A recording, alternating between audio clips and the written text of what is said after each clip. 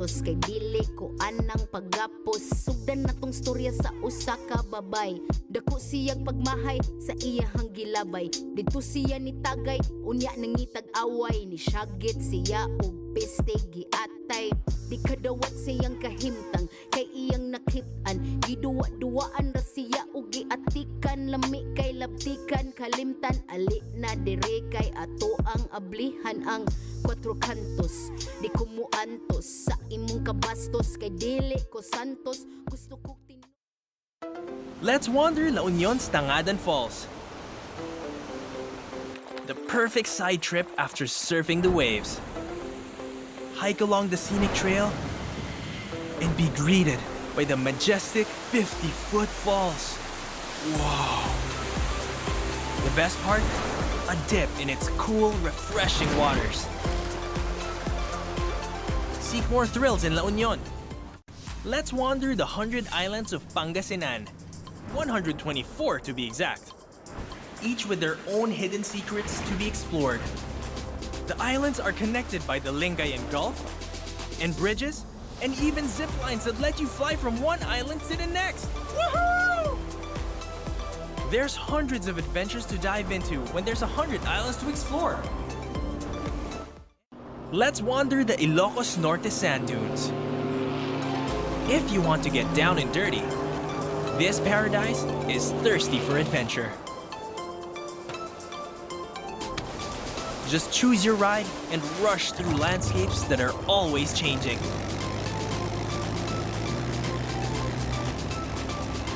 Go where the wind blows, here in Ilocos. Let's wander the historic city of Vigan. This UNESCO World Heritage Site is one of the best preserved Spanish colonial towns in the world. Walk along cobblestone streets of heritage houses and historic attractions dating back to 1500s. Don't forget to take home Ilocano crafts for pasalubong. Travel back in time in Vigan.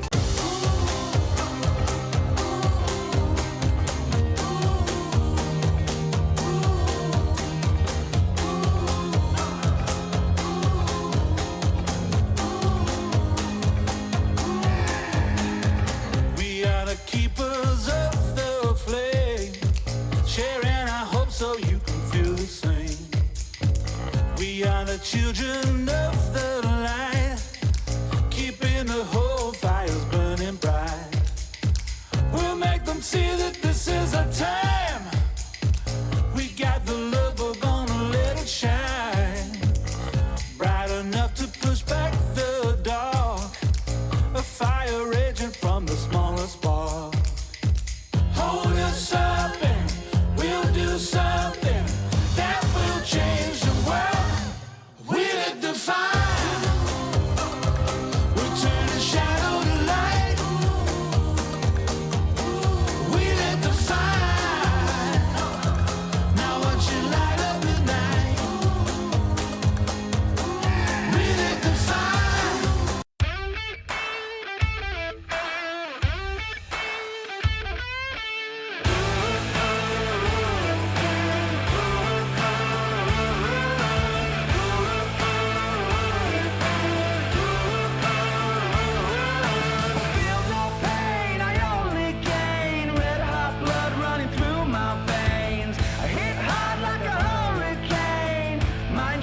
Razor blade, I'm a knockout, there's no doubt, I'm a champion.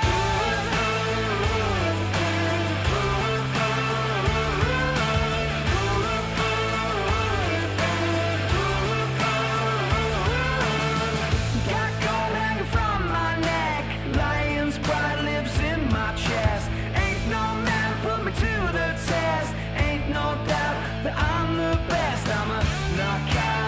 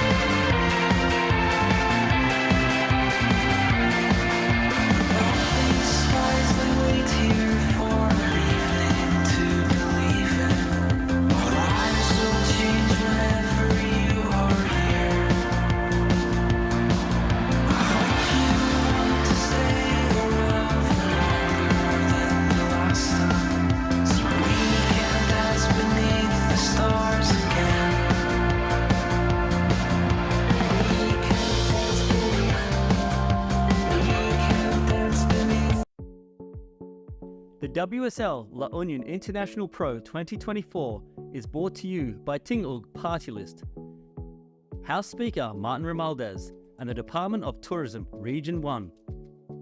The WSL La Union International Pro 2024 is sanctioned by the World Surf League and organised by the United Philippine Surfing Association in collaboration with the provincial government of La Union, the municipality of San Juan, and the La Union Surf Club. This event is sponsored by Alima, Clean Canteen, and SMC Infrastructure. This event is recognised by the Philippine Olympic Committee and the Philippine Sports Commission.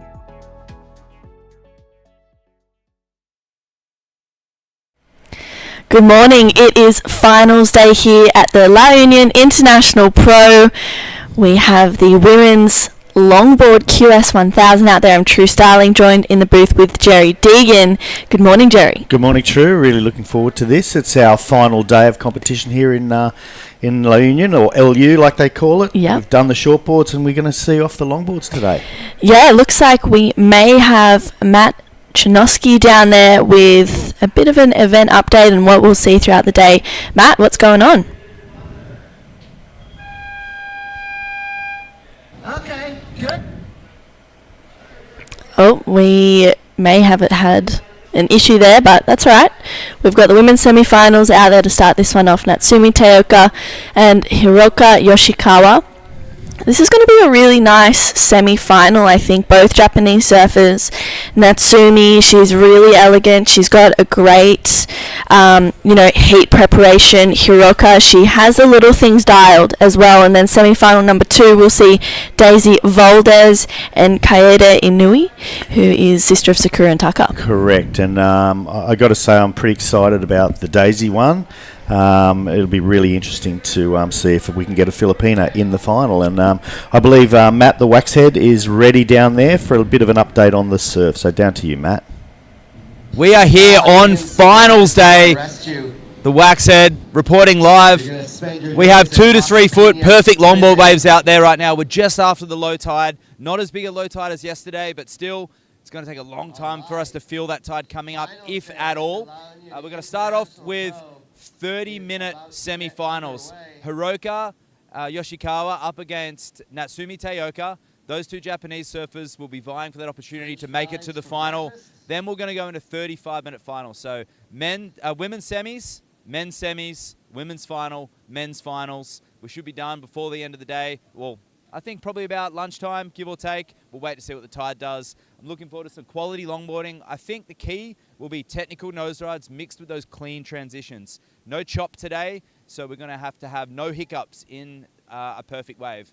Yesterday, a little bit more victory at sea. If you made your wave and it was set, it was going to be a good score. But today, a little more of attention to detail on the precision of each surfer's repertoire. I'm looking forward to it. It's going to be some great surfing today. Great matchups. Let's get this heat started.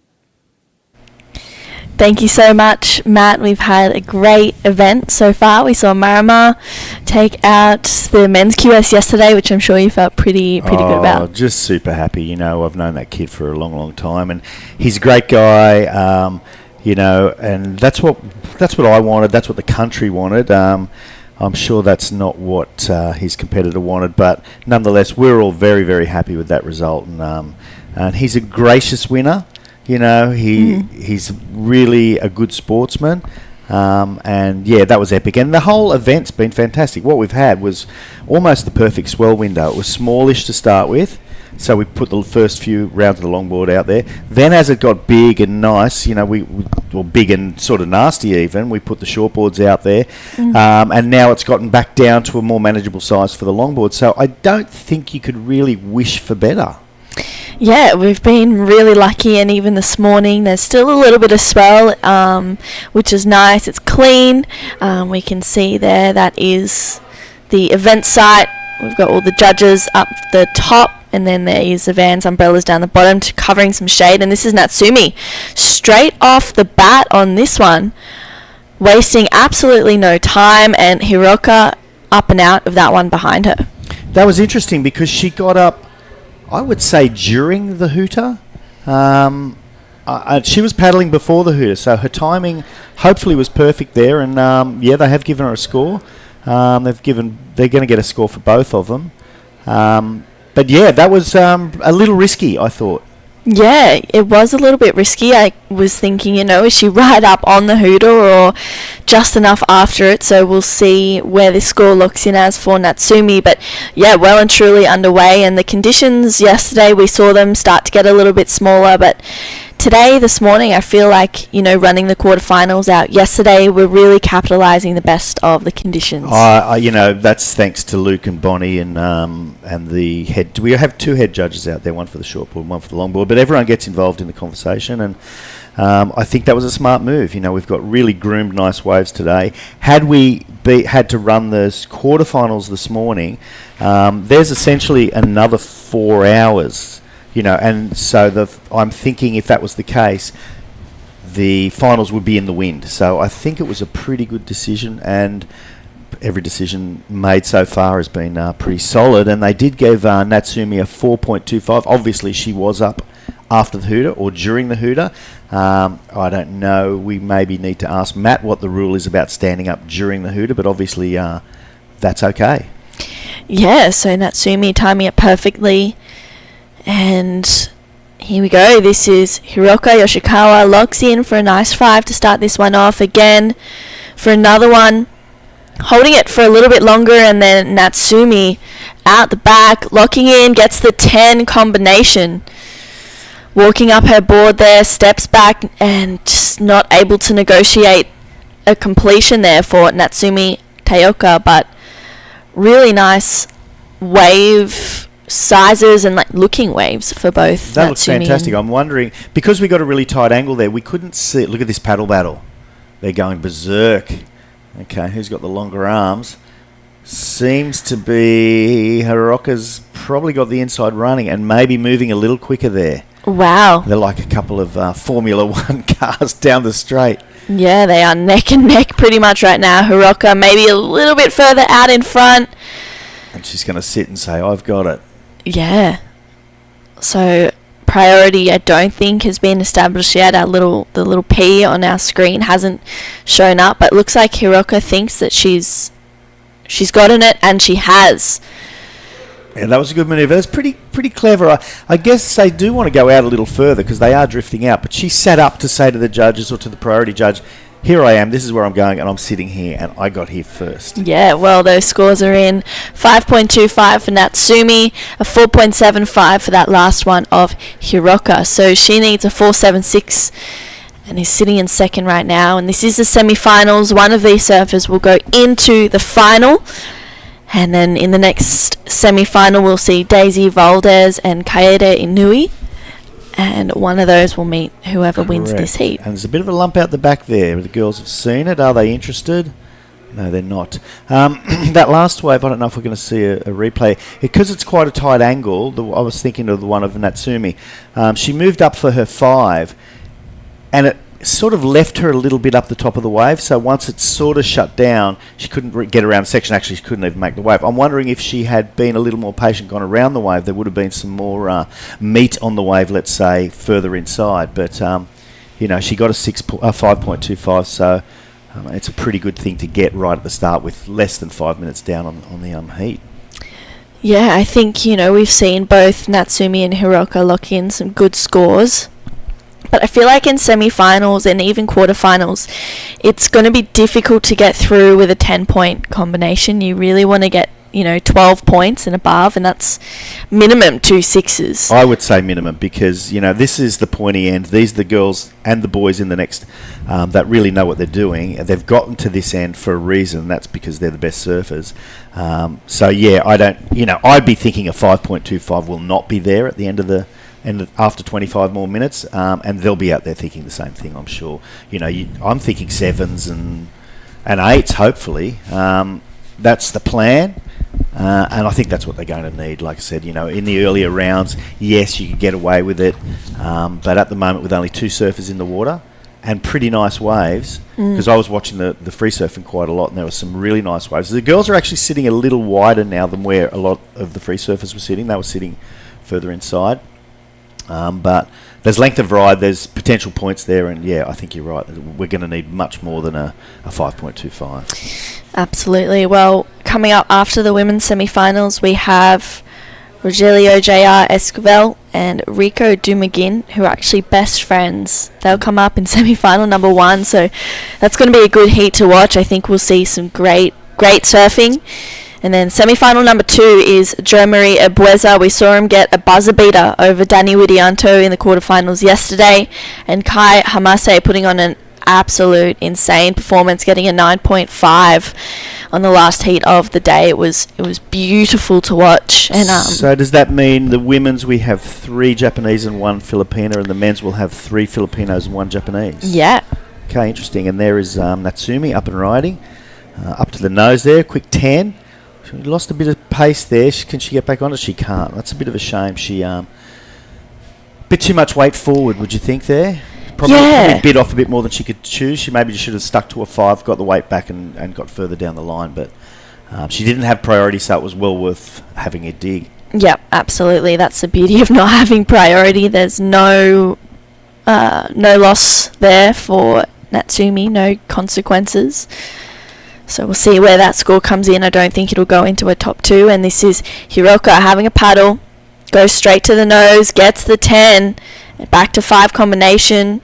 Little soul arch there as she carves down this one. Stepping back as she walks back up the board, hoping to get another nose ride connection. Bit of a drop knee carve. And walking up the board just to kind of stay connected on this wave, using the middle part of her board to get through those dead sections.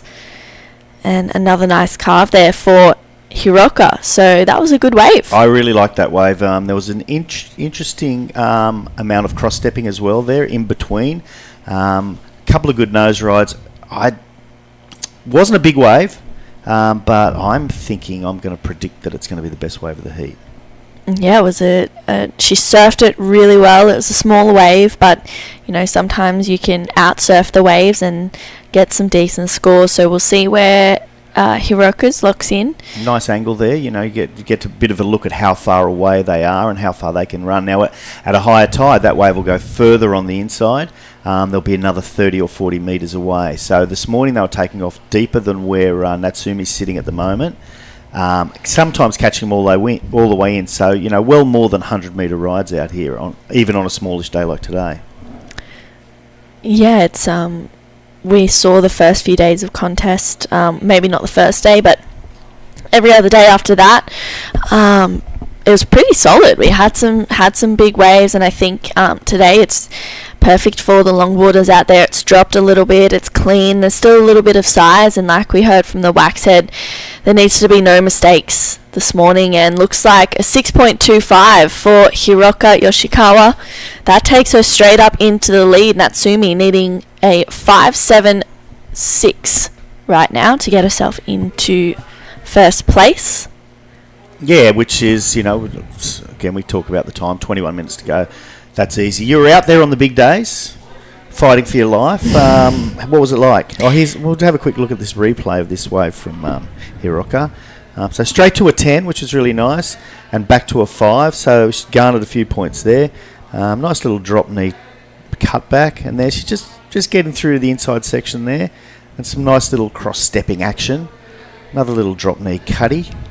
Back into the power, and she just rode that nicely. She finished it off. There were no hiccups there at all, and she got rewarded with a 6.25. So she's got to be pretty happy with that, and it's what you need. I should be paddling out thinking I need something bigger. Maybe a 6.25 will be enough as a backup, but against a surfer like Natsumi, it's not going to be enough for her number 1 wave, I don't think, at the end. And someone will remind me if that ends up not being the case, but probably John Carby. Yes.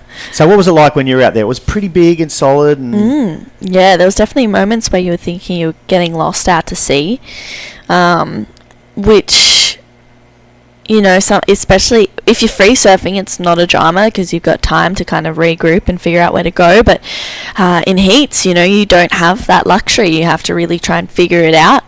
And Yeah, I didn't do that, which was fine. I mean, it was fun to be out there anyway, so that was surfing was a bonus. Yeah, like you and John, it's nice. I mean, you're in here. You've brought over by WSL for your expertise in commentary, and but I think it's probably nice to know for the people out there watching that you're not just a commentator; you're a competitor as well. So it gives you that insight as to what it's like to be out there. And it's the same with Matt. Not so much with myself. I'm a bit older and was never much of a competitor. I guess I'm here because I've been in the Philippines a long time and I know the waves and I know a lot of the people, and that's where my interest comes in a little more. Not that I don't surf. I mean, I had a pretty horrible surf yesterday afternoon. But nice for the people out there to know that the people that are telling them what's happening have done it themselves. I mean, so for me, that gives a lot more credibility to your comments and Matt's comments and Luke's comments and, of course, John's comments. Oh, thank you, Jerry. Oh, it's just, we had a nice team here this time around, and we're going to head to Belair with the same team. We're going to lose Luke, unfortunately. Luke's running another event here. I think it's called Queen of the Point. And then they have single and unattached here as well. So he'll be staying here to oversee those events, and we'll be jumping on the bus and heading off to Belair, which I can't say I'm looking forward to the bus ride, but I'm looking forward to going to Belair because I haven't been there, and I hear good stories about it. Yeah, I think we've got about a 5.5, maybe 6 hour bus ride ahead of us. On Monday, I believe we're heading over. Full of surfboards and grommets, probably. Yeah, amazing. I'm really excited for that. But I'm excited to spend the next 2 days with no competition to be able to surf and hang out and maybe have a little sleep in. Who knows? Sleep in. Yeah, looking forward to the sleep in. I must say I've been setting my alarm because for those out there listening, because the tidal issues aren't really bad here, we can start surfing at the same time every morning, and so we get up fairly early and start surfing, to take advantage of the best conditions. So for a lazy guy like me to have to get up at that time every morning, it's a little difficult. But I must say, the last 2 days I've woken up before the alarm. I'm getting used to it. Yeah, I am a snooze my alarm kind of gal, so I'm excited to not have to do that. But Hiroka and Natsumi, they've been out there pretty much on dark most mornings, getting the most of the conditions, getting the most out of an early surf. And, that's why they're professionals at what they do. We saw Natsumi take out the South Korea wave pool event, which was a great win. She dominated pretty much from the start. And Hiroko, she's a 6-time Japanese surfing champion as well for the longboards. So she's got lots of experience in the rashi. She's got lots of experience in the final as well. You can be an experienced competitor, but it's a different level being experienced in a final. Yeah, I'm sure, because there's a lot of pressure out there, and there's people watching all over the world. Your sponsors are watching, everyone's watching. You want the result. You need the points. Obviously you need the points, probably more than you need the cash, because I believe there's only 3 longboarding events in the Asian region this year. We've had one already, which was the Korean wave pool event. We've got this one, and then Belair next week. So, yeah, it's pretty good start for these two. Well, regardless of the wave pool, where they've garnered points already, they're both in the final here. So that's going to be really helpful towards their campaign to get onto the championship tour. Yeah, absolutely. And as well, getting knocked out in a semi-final round is equal third place, 650 points. And all the longboard events, they're all 1,000 points. So you don't get 3,000s or 5,000s. Everything is 1,000. So it's relevant, getting an equal third is a keeper result. Absolutely. Third. If you can do that over the 3 events, you're going to be up the top of the leaderboard. Absolutely. 15.5 minutes. It's been a little bit quiet for this heat, but Hiroka getting that 6.25. Second best wave of the heat is Natsumi's at a 5.25.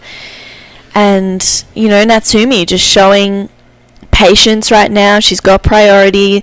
We're about halfway down in this heat. She needs a 5.76. But I feel like she'll be aiming to get something a little bit higher in the 6+ range. Yeah, we started with a flurry, and we seem to have a bit of a lull at the moment, which isn't the end of the world because I expect some more sets to come through. But, we started on the buzzer. Yeah.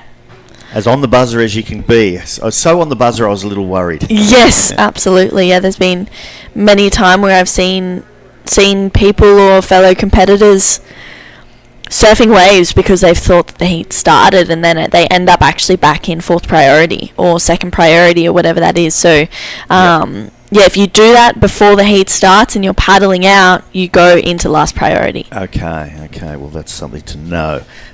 We've got our closing ceremony will be on the 28th of January. I believe it's at Flotsam and Jetsam again, which has been supporting us. And here we go. Here's some action. Yeah, Natsumi, a strong paddle at this one. She goes straight up to the nose, stepping back as it starts to drop out in front of her. Nice carve back into the pocket, using all of her board here. She gets another nose ride, and she needs to get a completion, which she does. And we'll see if she maybe tries to negotiate through to that inside section. You can see her drop down really low, and she gets around this section.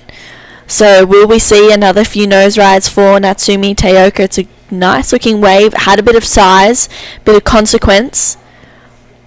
Goes straight back up to the nose for a quick 5 and finishes that wave off. That was a pretty impressively ridden wave, and it was a bit sucky there for a while. I didn't know whether she was going to get down and across the whitewater, and in the whitewater she was leaning over on her rail so heavily. I thought she was gone, actually. So she did really well to get inside, and there's the Waxhead having a chat to Daisy Valdez, and obviously that's Jeff, her husband, next to her, Jeff Del Toro. So obviously giving some advice to Daisy. Matt is an experienced competitor on the longboard scene, and a coach as well, so I think whatever he's saying to Daisy will be invaluable there. Yeah, he's got he has so much knowledge oozing out of him that he just wants to be able to share it with everyone. He knows so much about surfboards and competing and surfing and the industry as a whole.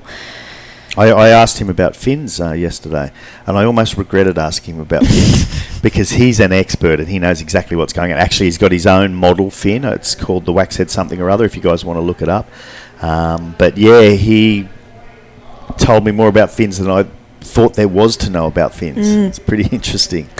Yeah, there's a lot going on in that brain, and I love that he's able to share it. And wow, looks like that wave of Natsumi is 7.0 for Natsumi Teoka, so she goes back into the lead. Hiroka Yoshikawa needs a 6.01 now to go up into first place with 12 minutes to go. That's exactly what Natsumi needed. She had priority. She took the wave. She surfed it beautifully. Not quite up in the excellent range, but up well into the good range, and a 7, she was well rewarded. It's put her in the lead, which is where she wants to be, and makes it a little harder for Hiroka that, she needs a 6.01, so, it's more than doable. There have been 2 waves over 6 already today, so it can and probably will happen. Here's a replay. Do you want? Let's see what happened here. You call it. You're better at it than me. Yeah, well, it's a good-looking wave. She goes straight to the nose for a quick 5. And then, just using that middle part of her board, nice carve. Walks back up to the nose, locks in for a little bit longer. And again there for another 5. And she just really embraces that section down to get a completion, which in the longboarding, that's, super important to find a completion. That's where you will separate yourself from the 5s to the 7s. And Natsumi, just kind of getting a couple of extra bonus points on this inside, just flying through that section. A little bit of a fumble there, but it's really tricky on that inside connection to hope that it kind of follows through, but that one just going a little bit weird, but very much worthwhile. Worthwhile heading, staying on it and getting inside, yeah. Gets a little lumpy and weird on the inside there. She's going to turn around and grab one on the way back out, which is pretty interesting, a nice looking little wave. So she's just going to find the there you go, straight up to the nose. Oh, that was a pretty heavy section there that she handled really well. Okay, so she figured there wasn't enough scoring potential there. And then out the back we have Hiroka. Toes on the nose, heading down the line. Seemed to get this little double up section, and she's going to zip straight through it, and then she's going to have to get round it exactly like what Natsumi had to do, except she didn't get round it, sadly. So it seems to be a pretty consistent semi-double up section there that they need to get around. And then, you get around it, you get a couple more bonus points on the end. But each wave seems to have done that so far. And they're taking off, getting a bit of speed, and then having to deal with that second drop almost, which is actually harder than the first drop when they're paddling for the wave. Yeah, it's tricky because I feel like, not every wave that drop kind of comes in different sections or at different times of the wave. There we have Daisy Voldez on screen, the local La Union surfer. She's getting ready, coming up in the next heat with Kaede Inui for semi-final number 2.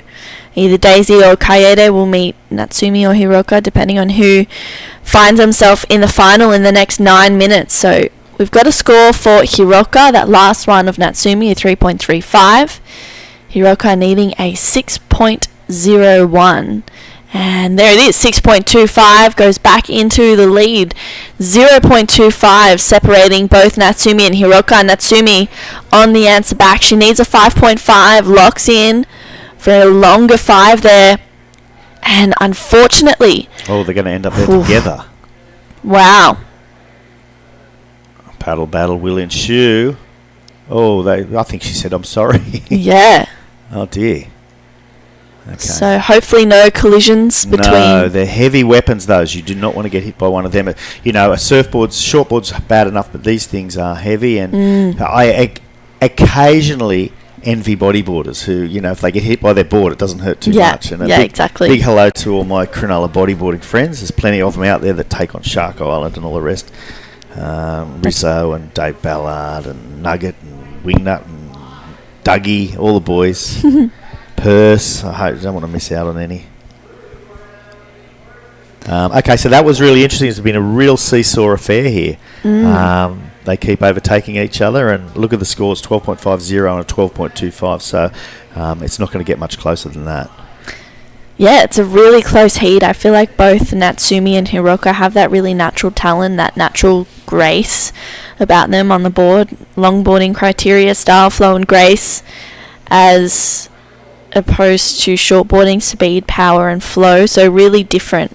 It's a different approach for the longboarding, but still just as beautiful to watch, if not more sometimes, when you see those beautiful rides come through. Yeah, look, I'd rather see the longboarders here in this surf than shortboarders, that's for sure. Shortboarders sort of be flapping around trying to make sections. The longboarders just, gracefully glide through those sections. So I think, and again, we talked about it before, that the surf has worked out pretty well for this event, hasn't it? Yeah, we've been really lucky, and hopefully we continue on that train for Belair coming up on the 1st of February. And that is Kaede Inui making her way out for semi-final number 2 against Daisy Voldez, and this is Hiroka, locks in nicely, trying to better a 6.25, really locked in for that 5 as she steps back, negotiates this section, getting this wave under the priority of Natsumi Teoka. You can see her just wiggling through that section, trying to find a nice inside connection, and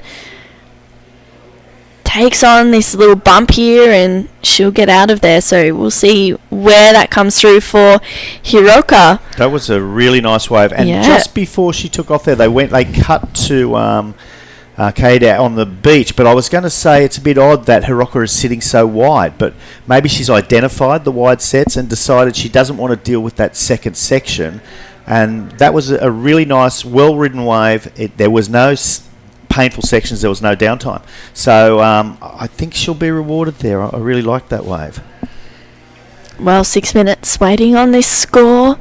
Let's have a look at the replay, Jerry. Yeah, so she's taken off wide. Look, that's a beautiful face on that wave, and she's keeping that 5 for quite a length of time. Here's where they normally got to get round the whitewater, and she didn't have to do it, so she was able to get out into the open face. Nice little cut back there. Some nice cross-stepping on the way through there. Back up to the nose. She's and then the backward cross step cutback. I'm not exactly what that's called, but Matt will be able to help us out. Do you know what it's called? No, I think cross stepping a front foot back. 8.75. Wow, they loved it. They loved everything about it. And again, I'm going to get a bunch of angry texts now saying it's called this or it's called that. But that wasn't just a drop knee cutback. That was like a switch foot drop knee cutback. And Yeah, that's probably exactly And what she's it's called. getting a lot of love for that and the rest of the wave. That was really, really clever to sit wide, identify that that's where she wanted to be under priority and get a 8.75. That's absolutely amazing. It's going to make it very difficult for Natsumi, who now needs an 8.01. Yeah, Natsumi, I would say the favourite coming into this event. She's currently leading the rankings, so an important result here to solidify herself, in that top field of the LQS. She definitely wants to re-qualify on the Longboard World Tour as well. I saw her down in Bells Beach last year for the Biogland Bells Beach Longboard Classic, and she was, really smooth and graceful out there. I think she got to the pointy end of the draw as well in that event. Okay, well, that's pretty impressive. And we just had that drone shot, which was pretty interesting. There's a left-hander. So that's the shot straight above where we're at. And then as it pans to the south, you'll see where we've been surfing the beach breaks in between. So there's one of our competitors out, two of them out the back, and there's our other two competitors paddling out for the next heat, which is Katie and Daisy. And then that gives you a really good look at how it wraps round that point. We've got a bit of a north swell, so it's coming from the bottom of the screen to the top of the screen. And then you've got the beach breaks up further north. And I'm told that the left at the next little section, 200 or 300 metres up the beach, is fantastic in a south swell, whereas the point's not so good. So that left up there that you can just see in the top of your screen there, when they get a south swell in the other seasons, so that's a really good left-hander. And we've been surfing that left anyway. We surfed it yesterday. Yeah, it was super fun in the afternoon. It was a bit shifty, which was good for me because I didn't have to deal with the groms. I could sort of separate myself, a little bit like your rocket just did before, and get a couple of waves. So that's the full setup there at Ubudstondo Beach, and they call that Surf Town. There's another right you can see just on the other side of the point there, which is a bit shifty, but the place truly is a surf town. I mean, that's on your school books, you couldn't almost draw that coastline any better, and that's the other right-hand point further up, Kareel, up around that next headland. So, with 2 minutes 40 to go, Hiroka is well and truly in the lead, and looking kind of comfortable. She's sitting a little wider again, but not as wide as she was when she picked up that last wave. So kudos to her for thinking and not, following the standard line of paddling up right next to each other. Yeah, I think she's identified that inside section is you're getting rewarded for that with that 8.75. We saw, as you said, Jerry, she was sitting a little bit wider than Natsumi. But an 8.01 is not out of the question for Natsumi Teiko. We can see a few waves there, I'd say, from a couple of the locals. A couple of the locals hanging around. If we were to run tomorrow, we'd probably have 1,000 people on the beach because people come up from Manila, and I guess because we've had such good surf, we've continued to run the event. And they're going to come from Manila and probably be a little disappointed that the event was run and done. But that's the way we have to do it. We have to go with the best surf. That's the Inouye family, is it? Yep, that's Taka Mama, Sakura, and Taka Inui. Well done to remember all that. That's pretty good. Oh wow, Natsumi had a paddle but didn't get onto that one, so priority shifts back to Hiroka. And she doesn't get on that one either, so does Natsumi get on this one? She does, but that wave doesn't offer a lot. No, sadly, and she needed that wave right there and then, and now she's lost priority with only a minute to go, so that could be fatal. You never know. We need a couple of sets to come through, or anything. If she can turn around and take this one, no, she's going to paddle inside. There is some sets out the back, but she doesn't have priority. So Hiroka, there's Hiroka again on that previous wave, which was a really nice wave. And again, she didn't have the downtime having to get around the section there, which normally they've been doing. And then we want to see this cut back up here, not this one, maybe this next one. And someone can text me and tell me exactly what it's called because it was that one there. Really interesting. And that gave her some serious points. Yeah, 8.75 for Hiroka, and there she is with 20 seconds to go. She had a wave there using a priority. We'll see if there's another opportunity for Natsumi with just about 10 seconds. There's a few lines coming through, but is there enough time for Natsumi to take off? 5 seconds to go. She needs to paddle hard. Doesn't get up before the Huda. So Hiroka Yoshikawa, can see her using her priority on this one. This is that last wave. Gets a nice 5. It doesn't go into her top 2. I think it comes through at a 4-5. So Hiroka Yoshikawa taking the win and getting herself a final spot. We'll see in this next heat Daisy Valdez and Kaede Inui for semi-final number 2. Which one will be joining Hiroka Yoshikawa? Once again, Natsumi Teoka, a great performance. Great performance, absolutely. And we're going to go to a break right now. We'll come back with the next one.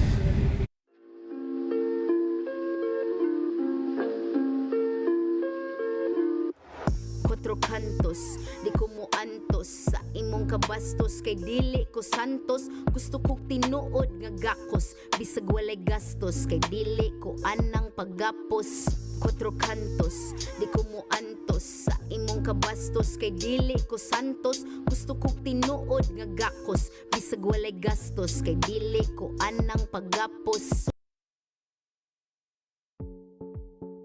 The WSL La Union International Pro 2024 is brought to you by Tingog Party List, House Speaker Martin Romualdez, and the Department of Tourism Region 1. The WSL La Union International Pro 2024 is sanctioned by the World Surf League and organized by the United Philippine Surfing Association in collaboration with the provincial government of La Union, the municipality of San Juan, and the La Union Surf Club. This event is sponsored by Alima, Clean Canteen, and SMC Infrastructure. This event is recognized by the Philippine Olympic Committee and the Philippine Sports Commission.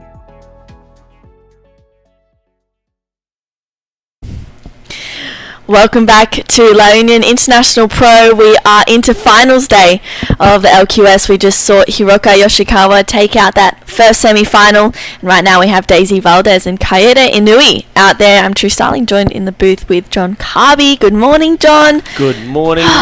Daisy hasn't got her face there, unfortunately. There's an outline of Daisy. You can imagine what she looks like. A local legend, so everyone knows what she looks like down here on the beach. Excited to see this heat.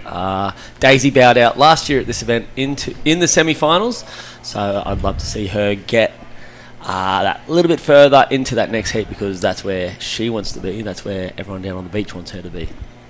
Yeah, absolutely. She's as you said, a local legend running a surf school with her husband Jeff. So it's exciting to have her out in the semi-finals. And Kaede Inui, she is also a pretty great competitor. She's got, a history of her own, and Daisy not getting onto that one. We actually saw in that last heat Natsumi taking a wave pretty much either right on the buzzer or right after it. It was one of those strange... the beach commentator has a role. He gets yelled at by all the judges to get this thing started, But he hit that buzzer, and I think, who was it? She was straight onto that wave. It was back-to-back straight away, though, so it didn't really advantage or disadvantage anybody. You can see the shots there with the winner of the last heat, Hiroka. Down there with Waxhead, ready to get their interview on. Yeah, well, 27 just under minutes, and you can see the Vans umbrellas down there just providing a little bit of shade for the competitors when it gets sunny. And while there's a little bit of break in the action, we have Matt the Waxhead Chinosky down there with Hiroka Yoshikawa. We have the winner here of semi-final number 1 of the women's. What does it feel like to take out ratings leader Natsumi Teoka?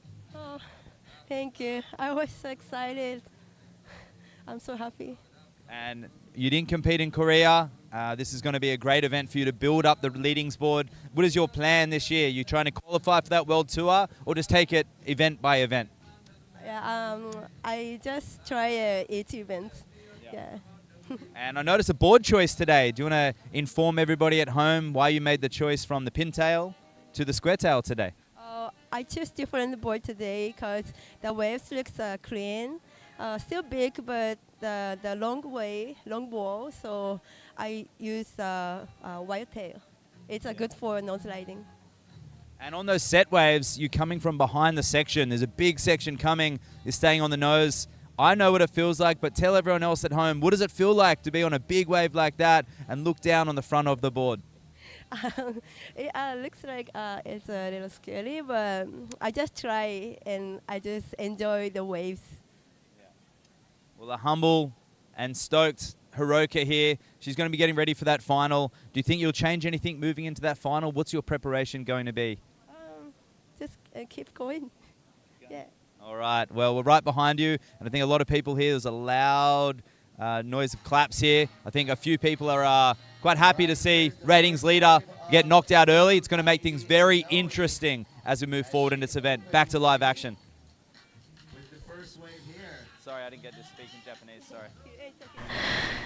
Well, Katie Inui getting a pretty nice wave to start off her campaign in this semi-final, leaving Daisy out there with first priority. We actually saw Daisy compete with sister Sakura Inui in the quarterfinal, and she applied that pressure early, so a little bit of a different take on this semi-final, but definitely I'm sure we'll see a bit of local knowledge come through for Daisy. Yeah, and she did put away with Sakura quite easily. 10.75 for Daisy's quarterfinal against Sakura, who only managed to get a 3.60. But that was those challenging conditions yesterday afternoon, so things look a lot better. Here is that ride. Yeah, Kaede, nice up to the nose. Carves through that one, really driving through the back end of that carve and then walking back up to the nose as she embraces this whitewash here. And we saw in that last heat, Jerry and I were saying, John, that in the semi-finals and even sometimes the quarterfinals and above, you need to really be living in that 12 plus range, 12 points minimum to get yourself into the final spot. Absolutely, and that's where those last two were. A 12.25 was actually the low score, so even needing to get up into the 15 is where that one finished on that last heat, so it's no mean feat out there. It's a lot of work. And that was a 5.25, so setting a good foundation was Katie out there against Daisy, who will now want to maybe match or better that to start building her tower out there. Building her house. I say tower because we're in the semi-finals. Yeah. It's getting a little bit bigger than the previous heat, so I'm moving up to a tower. Yeah, absolutely. You're aiming high, that's for sure. Aiming high. I'd like to shout out to the presenters, the Department of Tourism. You might have seen me on the live as Daisy Valdez is going to scratch into this one. Yeah, up to the nose straight away for Daisy, but she goes down, an uncharacteristic mistake there. Just sort of mistimed that nose walk and didn't get clear. We see a little bit of attention being done to... Yeah, that's Natsumi Teoka from that last heat. And the PORRMD, big shout out to you guys for all your support out there. She might have cut herself on the reef or bumped something, but yeah, she's getting a bit of attention down there. I pray that she's going to be okay. She doesn't look like she's in too much distress or worry down there. And that almost could have been the case for Daisy there, as she just got clipped a little bit late behind that whitewash. The power of that water just knocking her upside down. Not the way Daisy wanted to start with a 1.0, so big thank you to the Department of Tourism. You might have seen me on that opening shot. We have a coffee cup from the Department of Tourism. It's another great way to reduce plastic and non-necessary waste around the world, so thank you for the coffee mug Department of Tourism. Daisy having another look there. The Tingog party list. Great group of people who have a huge passion for surfing and also their countrymen and women, so that's why they've helped out with this event to bring it down here to the beautiful San Juan La Union in Mona Lisa Point, because they're showcasing their athletes, their stars, their people right now, which is great out there with Daisy Valdez. And thank you to the Honourable Speaker of the House, Martin Romualdez. Once again, I can't speak highly enough of these people who make this sport that we love and all these people love and everybody back home love. It's just an amazing game, so thank you so much. Without these people, it's not even possible, so happy to be here because they help make it happen. Absolutely, and it's we're so lucky to be here at La Union and embracing the waves and the culture here and all the different food, and big thank you to everyone that's put on this event and as well. All the workers here tirelessly making sure that we're all happy and we've got everything as well, which is really cool. And that is JR getting ready for his next heat. He's coming up against good friend Rico Dumagin. Yep, defending champion. Look at that little wax. Look at the wax on that thing. That wax sprays never been removed off that board. And even that little wax cube, I'm wondering if is that a superstition preheat? Sorry, Katie, up and riding. Nice little hang 10 to get things started. 5, and then follows through with a 10. Just setting this thing down the line. She saw this section coming. Getting up into it. Can she get clear? This will be a very nice wow. She is stoked to be riding out of that. And this wave might even offer a little more for her on the inside. That was a very critical lip line. There's Daisy Valdez. I think I actually heard the crowd screaming behind him then. Wow, she gets a bit of a 10, but getting hung up for Daisy Valdez. That was unfortunate for her, but yeah, Kaede just showing a bit of passion on that last wave. She's 18 years old, so still young. I was surprised to ride through that thing. I was surprised to see her stand up. I thought she was gone for all money. I'm going to be interested to see where the judges put that, because we are traditional, but that's by all means, it's traditional surfing. That's the Waxhead was saying that yesterday, that is traditional. It's still traditional, going up into and doing carves and stuff like that. So I'm interested to see where the judges put that. I think it's going to be a good score, just felt to me, but I'm a shortboarder. Yeah, I agree. I think it'll come in pretty nicely. And here we go, Daisy up and riding on a good-looking wave, trying to find her feet on this one, and unfortunately not cooperating with Daisy, so she needs to get out the back once again. She needs a 4.11 right now, but we don't have that score for Kaede to lock in. Let's have another look at it. Nice smooth takeoff. Once again, she's looking at this thing, looking at where she wants to sit. I think she thought about the fade there, but instead she went for that quick 5-10. Nothing really critical there. That's more of her setting up her wave. And then she saw this section. Wow. She rode out of that so well. Yeah. I honestly thought she was gone for all money. The nose of her board came flying up. I thought that was it. So she was happy, and then she stuck with it. She got another little 5 on the inside there. And watch the emotion come from her. That's what it's about. She was stoked on that wave. Yeah, that was so well surfed. And, it's interesting to note that the Inui family, they all share boards. So they travel with a bunch of boards, but I think there's maybe 2 or 3 that they travel with, but they change boards and they share them all together. So we saw Taka surfing that board yesterday. I think I actually saw Taka surfing that board at the Bells Beach Longboard Classic last year as well. So, they're sharing them. They're trying to be good at master their craft, really. They're already pretty good at it. So Kaede has a score to lock in, and Daisy just crumbling a little bit right now. Is this unusual for her? You want a nice composed Daisy. She can handle it. She knows what she's doing. She's a very experienced surfer. So a little bit out of sorts down there. We've got a bit of a crowd growing down there to check out the carnage. The scissors are out. Maybe she has something in her foot from the reef or something like that. Like I said, she doesn't look in distress. We'll get a bit of an update from her, and we'll see what's going on. Just so we can give you an update that she's okay. Wow, Daisy. A good-looking wave for the local legend here, just trying to stay low to her board and get around this section. You can see her grabbing that rail, that last wave, a 5.75 for Kaede. And here we go. You can hear a couple of cheers in the crowd. It gets a 10 combination. Leaning back, she takes this one through to the inside. It's even got a wall up. Wow, really nice wave selection, but that one just doesn't cooperate, and she kicks out and heads back out. So that's her first score of consequence on the board right now, John. It is, and just a note of wave of consequence, that critical section from before. You want to talk us through Daisy's again? Yeah, she goes straight up to the nose, a bit high on the wave, but gets a 5 and negotiates the bump really well as well. And then this is where we just see her get low to her board, grab her rail, move on through.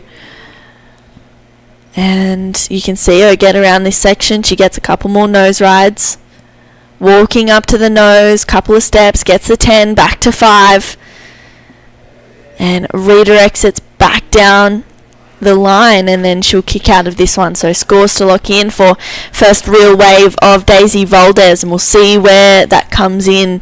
K80, she dropped a 5.75. So the judges definitely rewarding nose walks and that more traditional, a lot more. In a short board, that would have gone through the roof that turn. And that's why I was interested to see where it was going. That was more high performance longboarding. Yeah.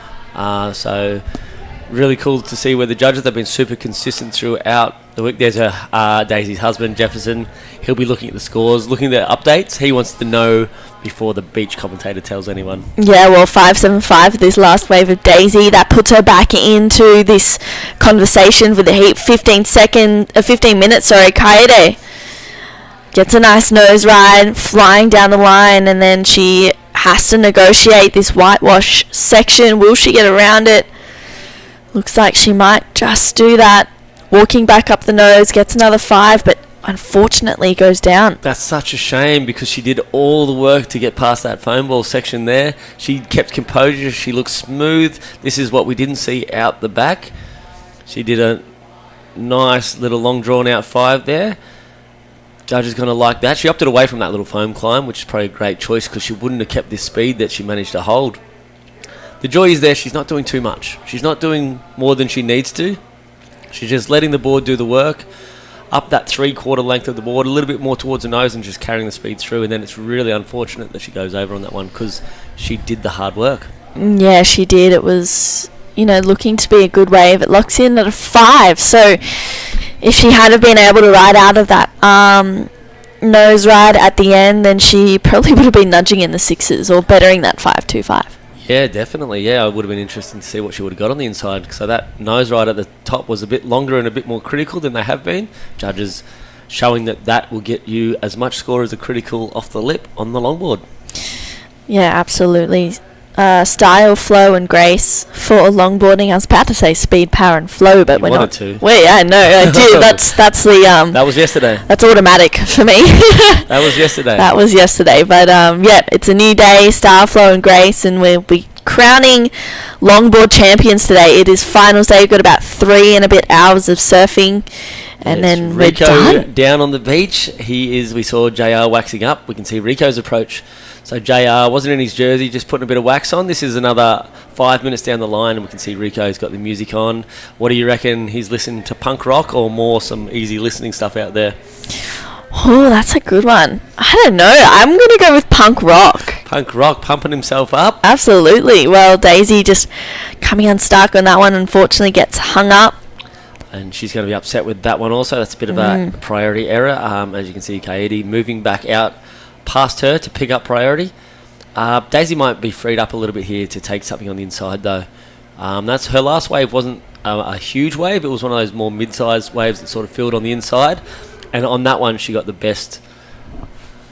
Was it the best or the equal top score? So this is literally anyone's game. Yeah, it is. I'm not sure if it was these two that met up in Kuta Beach. It was definitely Inui sisters that were involved. And they had a interference call against them, and it was really unique and a weird situation. As you said before, the Inuis share boards a lot, and they have their favourite boards, and the two sisters were swapping at the last few minutes of a heat. It was strange. So it was actually against Daisy Valdez, and I'm not sure who it was, but she was in the lead. Daisy was in second place, needing a score to go through. They swapped boards because they share the boards, and they were in back-to-back heats. So they swapped boards with about last minute of that heat, and there was no caddies allowed. Oh no. Then she also took a wave and got a better score. And because they'd swapped boards in that fashion, that was deemed an interference, and she lost her score. So Daisy went through almost by default in that one, and I'm sure it's a weird one of those rules that was exposed on that situation, and it was just a strange one, and it was just, I don't know if it was a bit of lack of thought or not really aware, or this new sort of WSL QS format, because usually longboard rules are a bit more relaxed and a bit more chilled. Yeah. When you hit this professional league like the WSL, the rules are important. Yeah.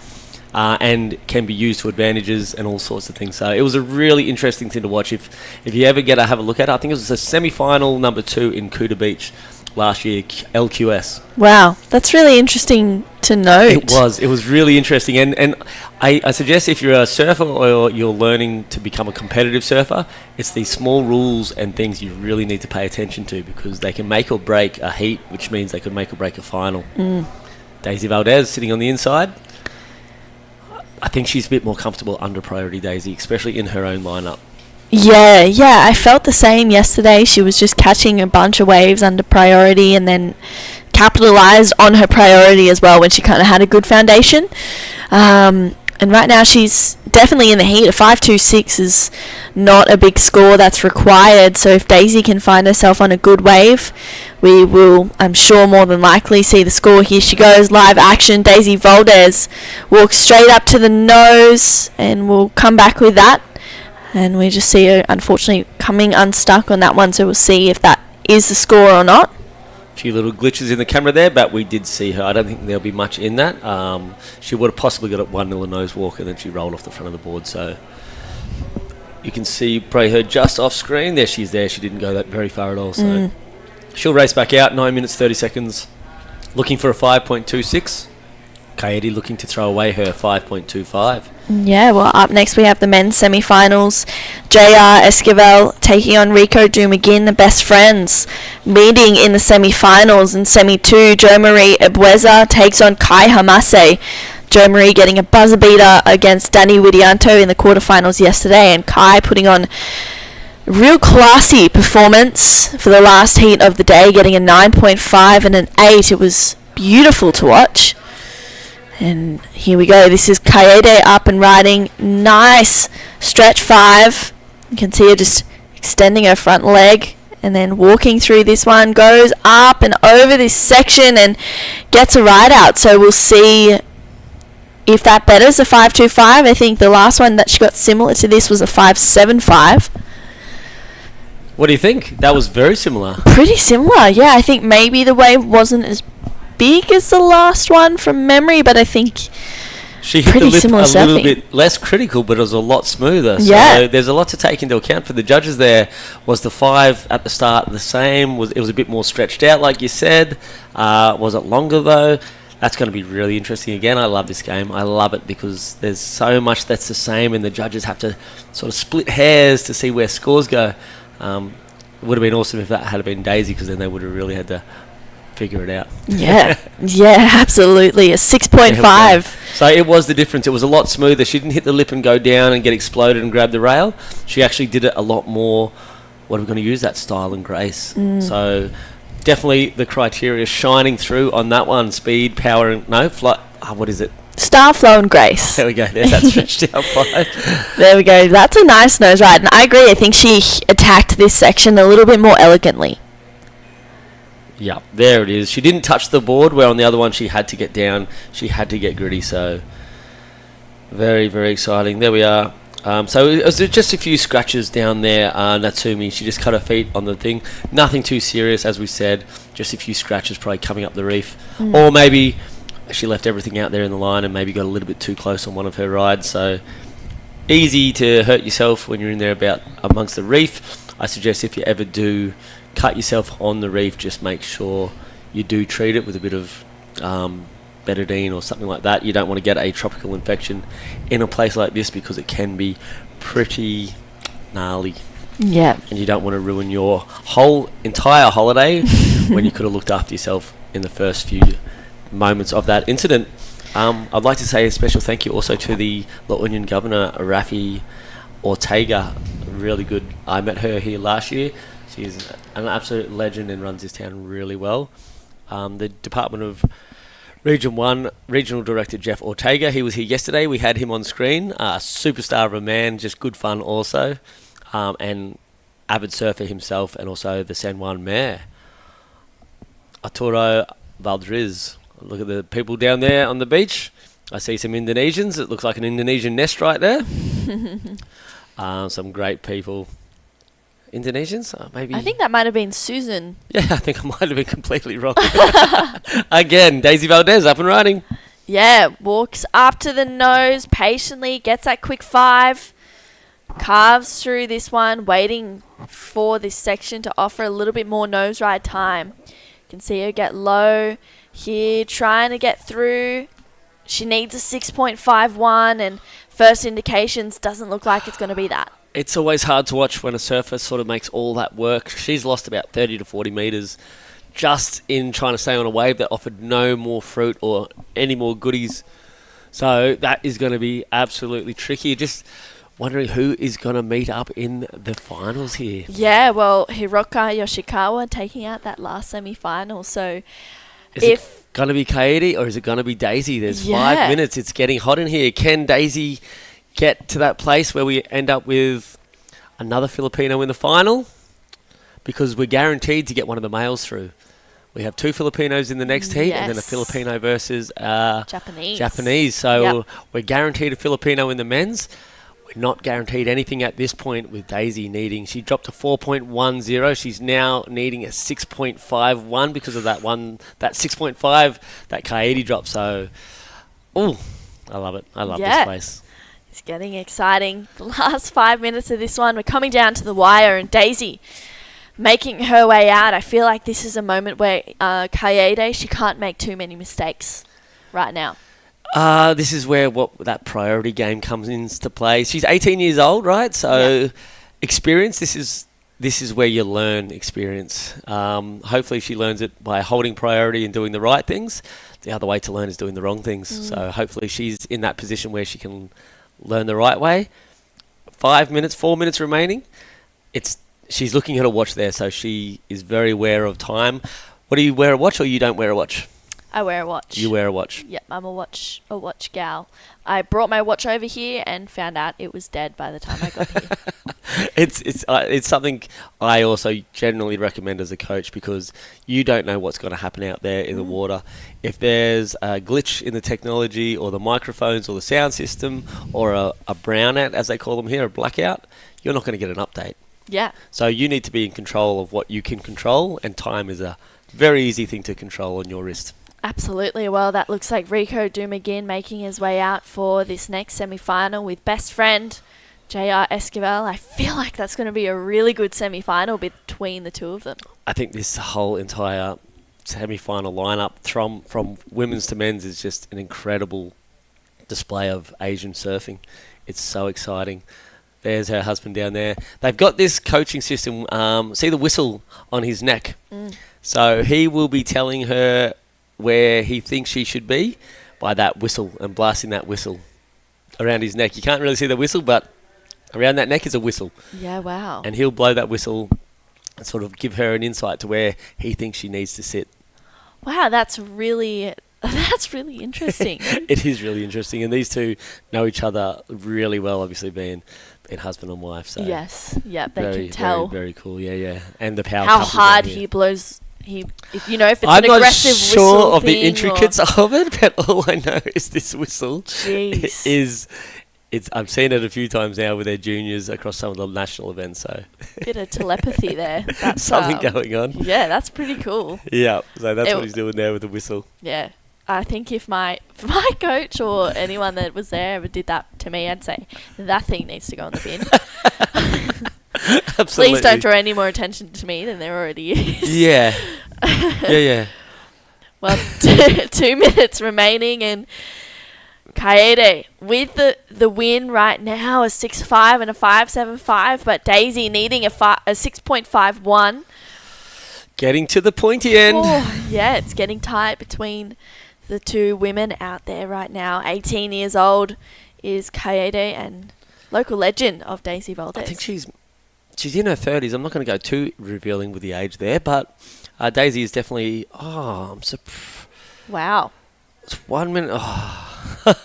it's one of those heart and mouth moments when a surfer with priority lets a wave like that go. Obviously, she made a smart choice because Daisy also not choosing to go, but yeah, that's a high-risk, scary time to be out in the water. Yeah, absolutely. And Daisy having another paddle here under priority. She takes off on this one, a smaller wave. She only needs a 6.51. Locks in for a 5 to 10 combination and has to kick out. It doesn't look like that's going to be the score. I feel for Daisy. I feel for the team. But that said, she's in the semifinals again. She's got amazing ability. This is the top, she's going to come in equal third in the Belair event, which is, and it's not over yet. She still could get something on the inside, but Yes. even at this point, if she bails out, this is an amazing achievement for Daisy, who's been in the game for so long. Nice, tight 5. Unfortunately, just rolling away from her there. And a 3.15 for that single nose walk. She might concede here. She's going to take this hard too, which is also what I love about Daisy. Yeah, well, equal third for Daisy, 650 points. So it's not bad, but yeah, definitely not what she was after for Daisy Valdez. But Kaede Inui, the 18-year-old, moving on through to the final.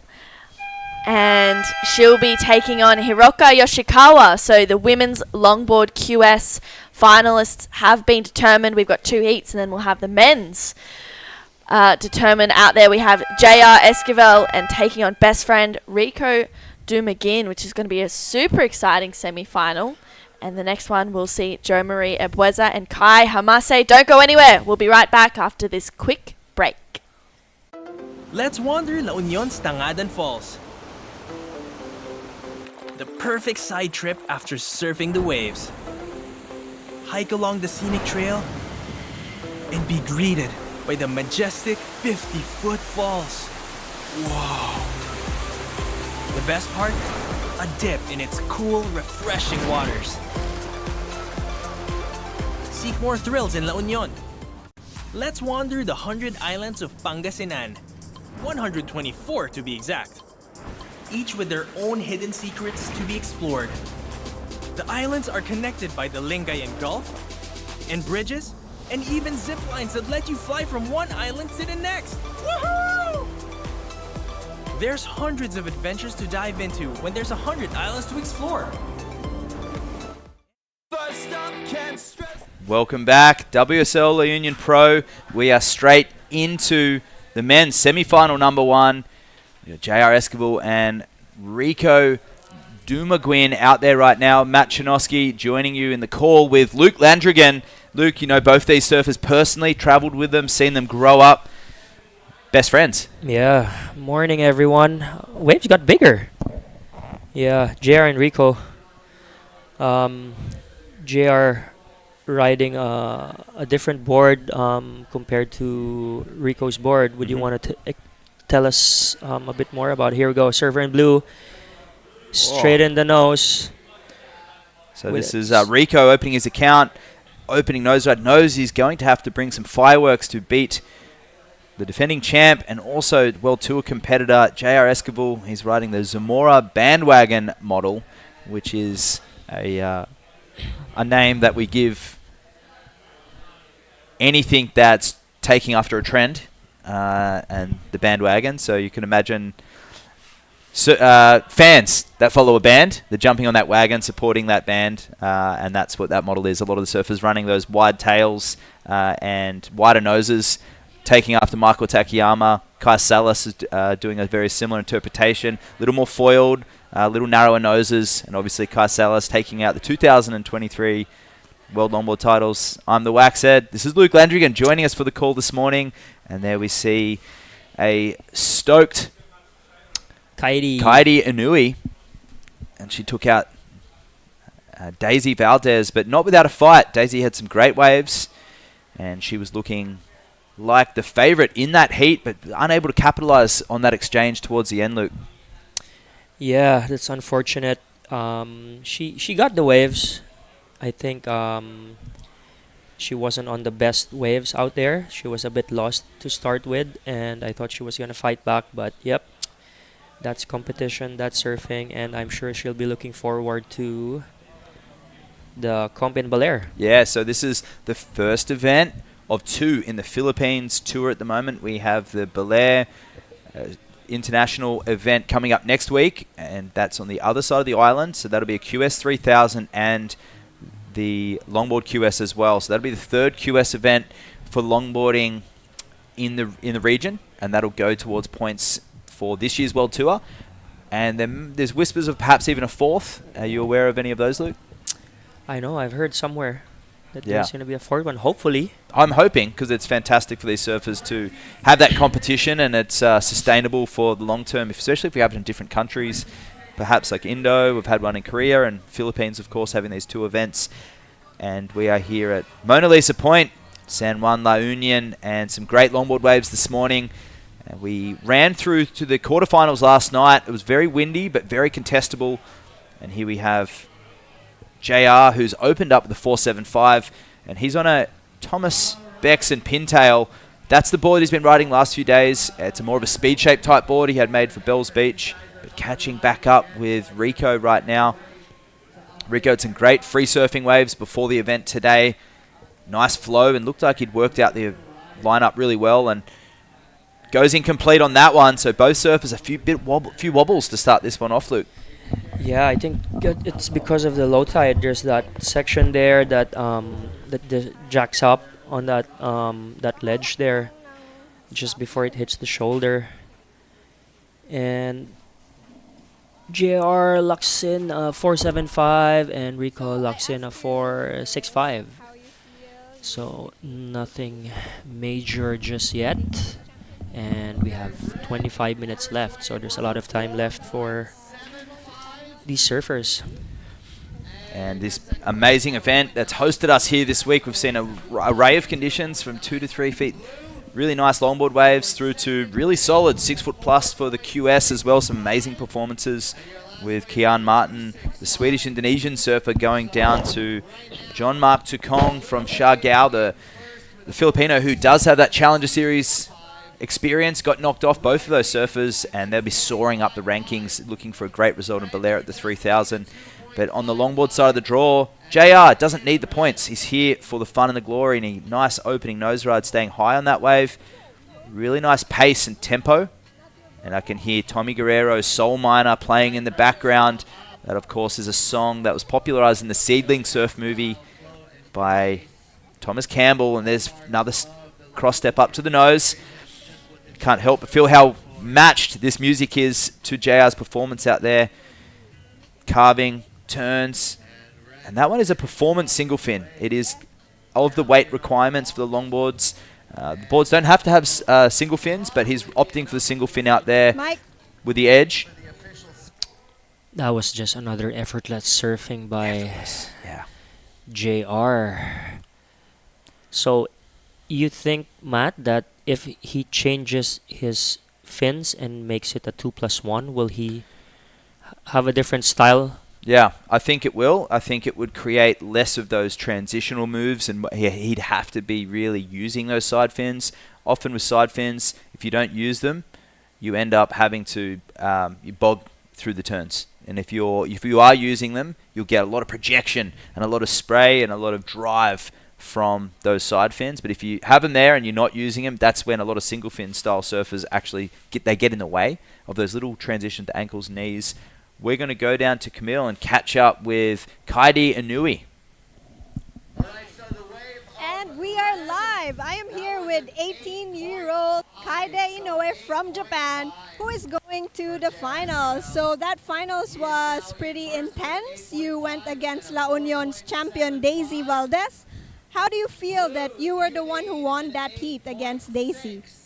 そうですね、地元のデイジー選手と当たって、とても光栄でした。そして波もサイズあっていいの乗れてよかったです。How about your longboard that you use? Your board equipment seemed like the right choice for conditions like this. Can you tell us about your surfboard? 自分のボードは家を出るときに壊れてしまって、なのでもう兄のボード、しかもこの波に合うようなボード、兄のボードしかなかったので兄のボードを借りました。Okay, so as I understand, it's Taka's board. It's your brother's board that you use? そうですね、次のファイナルも兄のボードを借りて試合に出ます。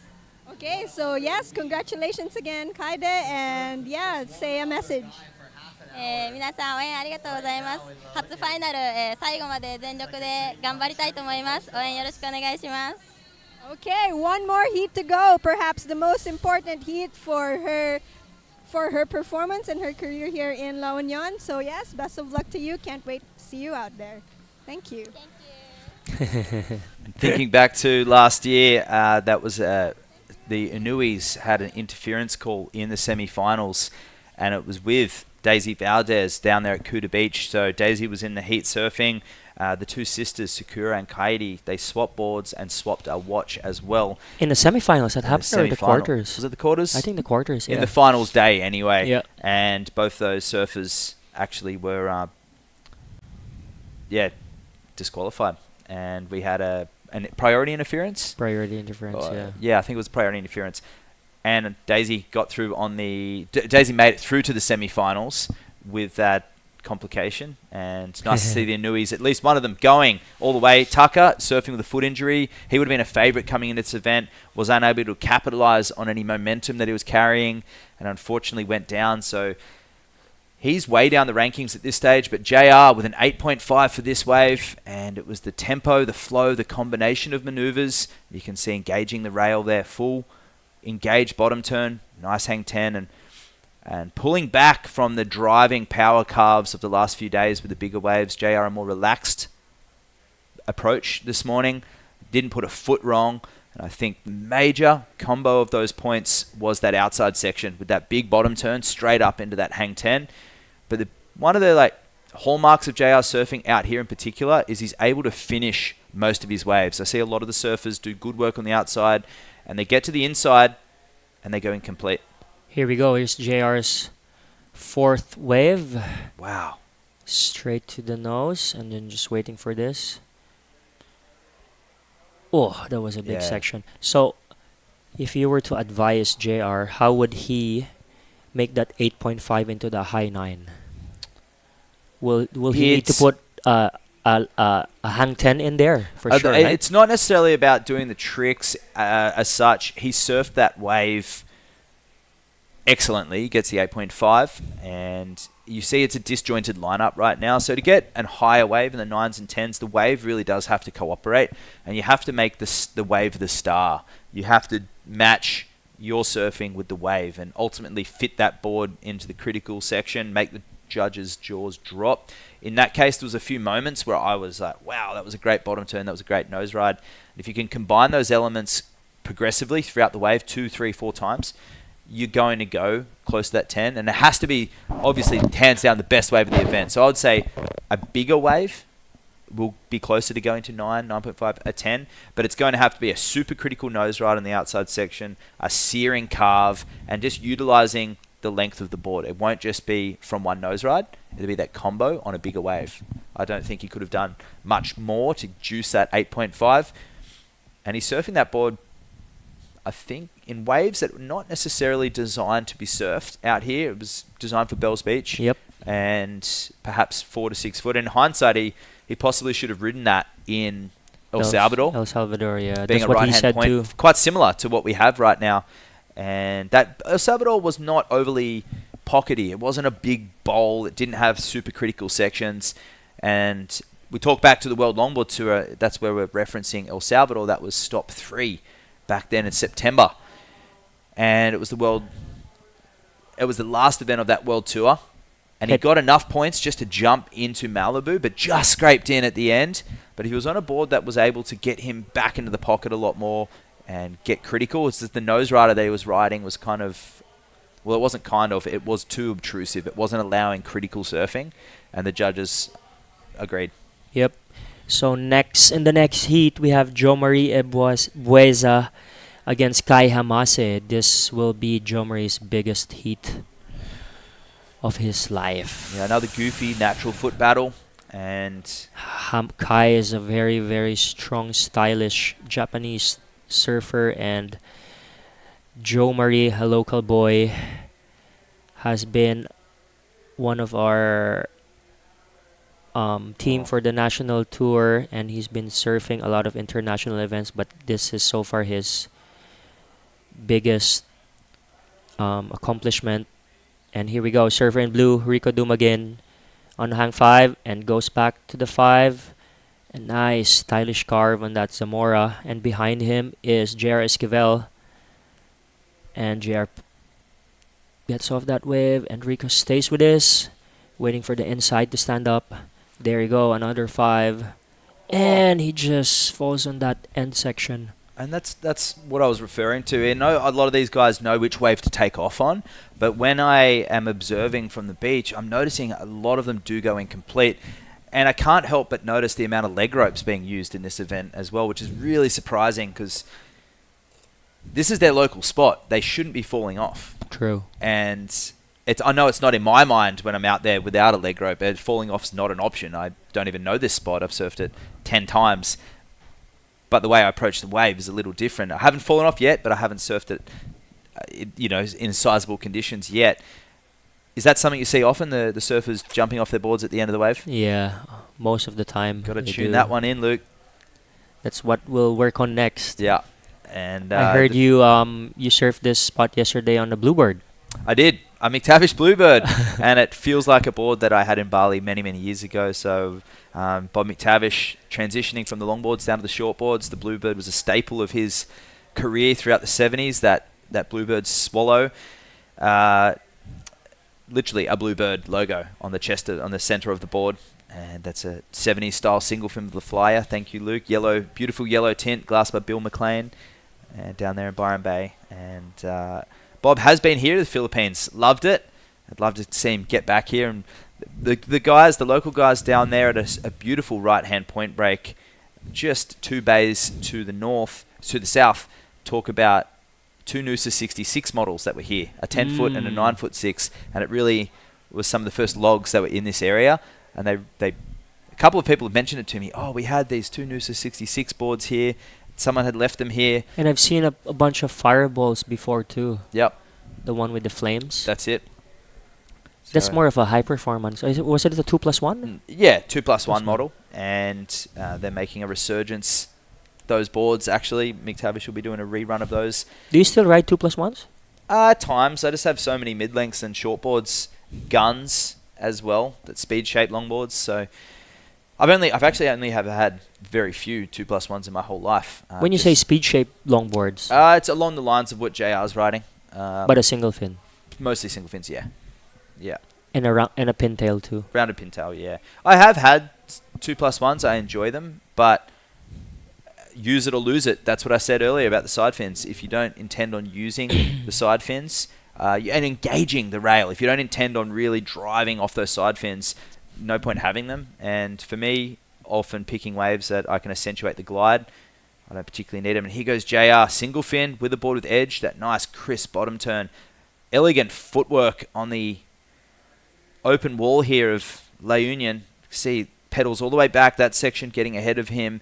Just with the preciseness of that wave, the way that he read that, it may even exceed that 4.75 and make life a little bit tougher for Rico. And what can you tell us about Rico? Yeah, he actually started surfing late. He wasn't like the other local guys that started at a really, really young age. Yeah. Because they moved here when he was about pre-teens, and that's when he got into surfing. And yeah, ever since he's been in longboarding, and he just tried to stick with his longboarding, specifically logging, specifically riding single fins. I see him sometimes ride a twin fin, but he's mainly on his log single fin Zamora. Yep. And a big shout out to Ian Zamora, who'll be tuning in right now over there in America, where it's late afternoon, early evening. And I'm sure Carl is tuning in as well, watching the future of longboarding over here in the Philippines. We want to thank the Department of Tourism. We are in Region 1. And Tingog Party List, House Speaker Martin Romualdez for their support, of course. And I love that slogan, find the one in Region 1. That could be the one in many different aspects. And San Miguel Corporation, Vans Lima Clean Canteen, MVP Sports Foundation, and Bagong Pilipinas. And, of course, you're tied up with San Juan Surf Resort, Alima as well. And what can you tell us about your collaboration with this event and how important it is to get these events off the ground and create a platform? Yeah, when WSL came to us, and UPSA's goal also is to expand their reach through surfing competitions, and it was bound to happen. I couldn't believe it took us this long Siargao has have their international events for 28th, 29th year already, and this is only our second year. But the longboard competition here has started 20 years ago. It first started with Aki, an old Japanese guy, an old friend of my dad who lives here, who actually lives behind our house. Yeah, I see him every day. Yeah, Aki-san. He started the longboard competition. And I remember as a teen, we've joined these competitions, and he'd do it every year, every single year, year by year. And then it was transferred to the La Union Surf Club, and yeah, here we are now, WSL. So things like this doesn't happen overnight, as you know. And it has been a lot of effort from a lot of individuals. And the result is the platform that's been laid, and here is two local surfers. Beautiful timing from JR, and they're just navigating the hump and chop in that wave. There was a big bump in the middle of it, and he just sliced through it. That's a beautiful wave there for JR Esquivel, the local hero. And he's just got so much better from those first signs we saw of him last year at La Union. And there on the inset, that's Rico trying to answer back, shuffling back to the tail. The judges will take note of that shuffle. And there, a little short. He was about an inch short of the nose. These are the little technical differentiations that JR learned on that world tour with lots of cameras, drones, obviously analysis from commentators, working with coaches, and he just had a lot of spotlight on him, and he's improved for the better. A lot of people can go one way or the other, and it's great to see Maramara on the shortboard side of things and JR on a roll right now. And let's look at this. This is the big lump in this wave. Look at him. He goes over it. And not only that, he hangs 10 in the section. This would have looked very spicy for the judges because the section's getting bigger ahead of him. And then he taps something off the top. And it won't, I don't think it'll be excellent range, but it'll definitely be a sweet score. And it may even put Rico in combo lengths. At the moment, Rico needs a 9 because his last wave, JR, was a 5.6. You see, JR rarely, looks unbalanced. Absolutely centered. So here's it, just a little nosedive here. See, shuffles back, tries to get it back in the pocket, goes up and is short again on the... toes were over there. I was being a bit harsh, but poor timing and just going down. You see JR's wave and the camera was going along the screen and it was stretched out, where Rico's we could see the shoulder. And that's an indication that he's not in the critical part. And for anyone tuning in, not as privy to what the judges are after, they're after a combination of those maneuvers, but control and the critical nature of those, the nose rides, the turns, they've got to be closer to that power in and around the white water. It's the trickiest part. There's a lot of turbulence there, but it's the ultimate feeling when the tail's locked in. I spoke to Hiroko Yoshikawa, who got some great waves in her semifinal #1, who we'll see coming up shortly in the final. Her boards are shaped by her dad, is that right? Yeah, that's right. And previously she's ridden YU longboards as well. And Hiroka, stylist from Japan, got the jump on Natsumi, who's actually on the way in, had a sea urchin injury on her heel. And quite a few of them, I believe, as well. It had swollen up pretty quickly. So that's not nice. And she didn't know if it happened in the surf or afterwards, but it didn't seem like it affected her performance too much. It was just that Hiroka had capitalized on those set waves just a marginally better. And it is looking like a very healthy score and an 8.15. So an excellent range score. The judges seeing that drawn-out wave, seeing the wave stretching out down the line. You can only imagine if it was another foot or two bigger with the risk where that score could go, Luke. Yeah, that World Tour campaign really, really, really changed JR surfing. Him going up against the best in the world in different conditions, from Huntington's Beach to Bells Beach, super, super cold, to El Salvador, where it I heard got really hot there, and in Malibu's perfect right-hand pillars. Well, this is just such a combination of all the waves and a beautiful drop knee turn there. Nice hang 10 in the pocket, under priority. Oh, another beautiful critical nose. I'd see that wave stretching out of the camera, and he turns under the lip and straight up onto the nose. This one may even eclipse that 8.25. Up on the nose again, and holding that one this time. And JR Esquivel is putting on it. If he can complete this, this may be the best wave of the heat. Ladies and gentlemen, the local hero, JR Esquivel, putting on an absolute longboard clinic there. I think that could go 9, maybe. For sure. Yeah. That was so clean. Shout out to JR sponsors. Talk us about So this fade turn lays down, gets deeper in the pocket as we just were talking about. Big first step, up on the nose, touch of the 10. And see that his shoulders are open up the top. His hips are open as well. See that? Steering with the hips, snapping that one around under the lip, using the board, understanding the features of that board. And another stretched out nose pad. Look, in the pocket, the whitewater holding that tail in, and he drives off the bottom here. Nice little power gouge there. This is really clinical surfing from... What fin is he using on this? He's using a Kai Salas. It's about 9.75 or 10 inch. No, a Flying Diamond, sorry.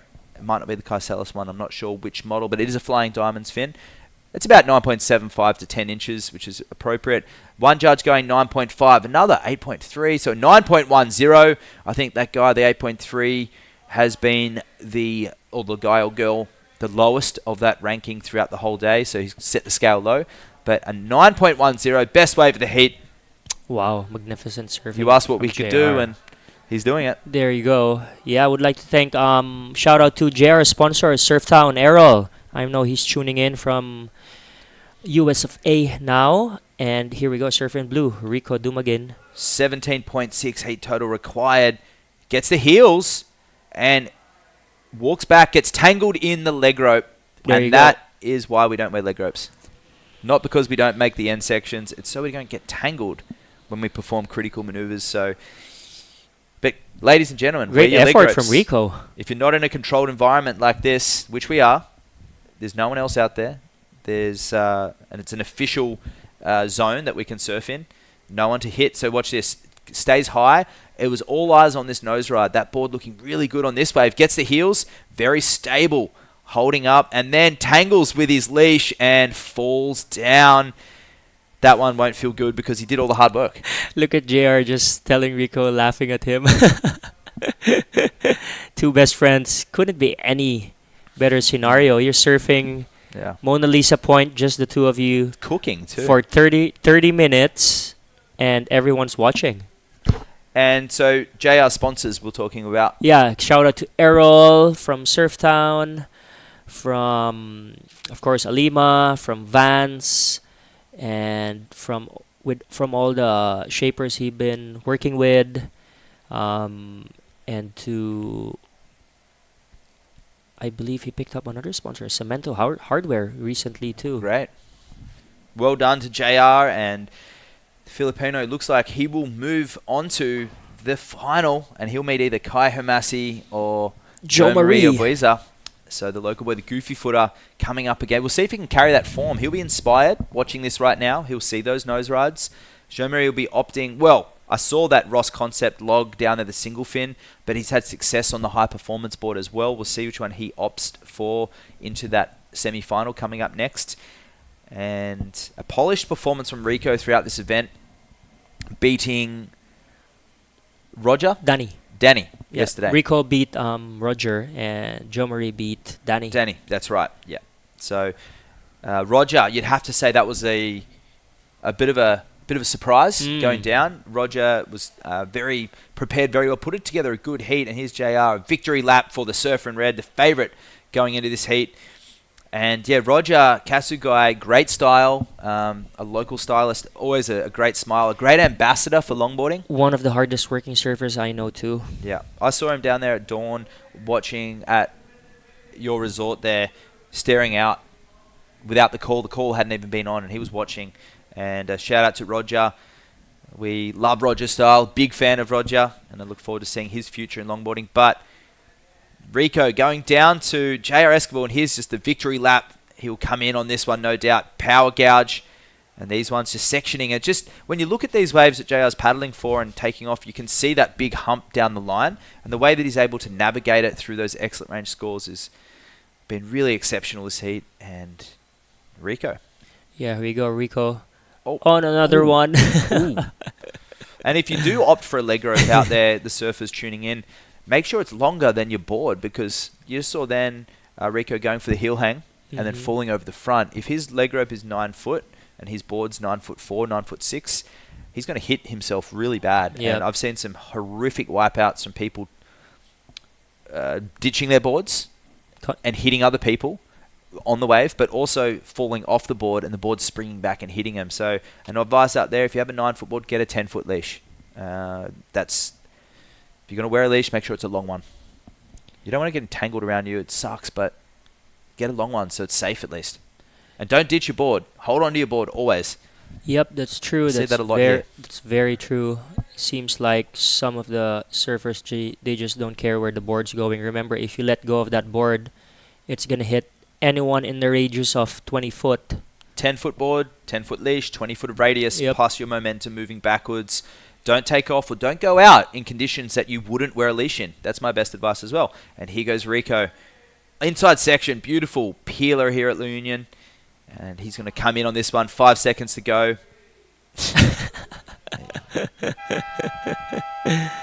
There you go, our first finalist in the men's longboard.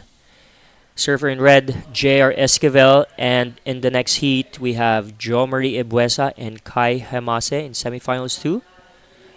And we'll be back after this break.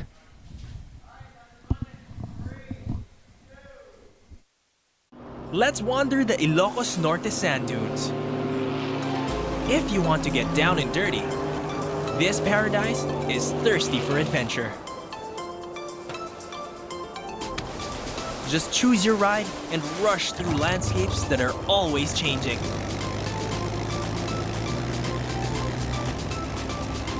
Go where the wind blows, here in Ilocos.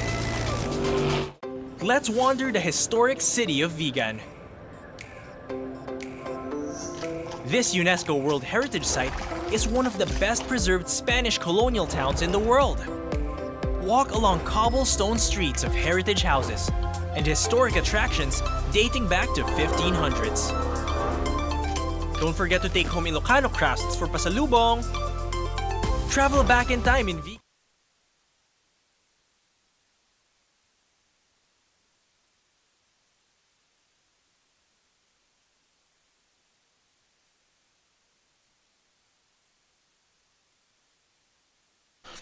Okay, so we're back here with the men's second semi-final. We have Jo Marie Ebuesa and Kai Hamase. Jo Marie's from right here in the Philippines and Kai is from Japan. I'm here with John Carby. Hey John, how you going? I'm having a ball this morning, Jerry. Finals of the LQS. That last heat, we were just talking about JR as he makes his way to the beach. How much fun does he make longboards? We almost both wanted to paddle out the moment after. He makes it look so good. Here is Jo Marie Ebuesa in live action. Nice crisp 5 on the nose with that beautiful camera work. You can see his toes well and truly on the edge there. Nice critical 5 there as he cuts back. Jo Marie probably getting the best of this opening exchange. We see that Kai Hamase has a 3, but Jo Marie riding this one all the way through. Just a little bit of a stumble on the inside, but this one has stretched out right down the point, and he has the completion. So I believe Jo Marie will get the best of that opening exchange. He looks like he may have... Yeah, there's JR coming to the beach. And yeah, we were saying, how fun does it look? Look, he makes it look like a different sport than I see on my local beach. You know, and he's smooth, he's just everything you want in a longboarder. And I was watching it out there thinking, as not a longboarder, and certainly I've been on a longboard many times, but it makes me want to go out there and try to do some of the things he's doing. You know, he makes it look easy, and I know it's not easy. It's definitely not easy. That's a big, heavy board, and that's his art. See, he's got his sponsor, Alima, on there, so a local company. And he's got Surftown La Union also. Big shout out to Errol, who helps him going strong. I did get asked for another shout out. Dom Kui from Shargao. He's watching back home. He will be on the beach commentary team when we meet up with him in Bel Air. So Dom, miss you, brother, love you, and can't wait to see you in Bel Air. That was just an up and down from Kai. He's going to go back out and retain his priority. And you were saying that Kai's right up there in the ratings? He's the top of the rankings, I believe, Kai Hamasi. Also, Joe Marie, there you go, dropped to 6.25 for his opening wave. Let's see this on replay. There's that 5. You can see the toes up there. Cutting back. Nice and critical drop there. And then setting this thing up for the inside, just pacing out the wave, waiting to get back up on the nose as he locks in that tail. There he is with a nice, well-held 10, back into a 5.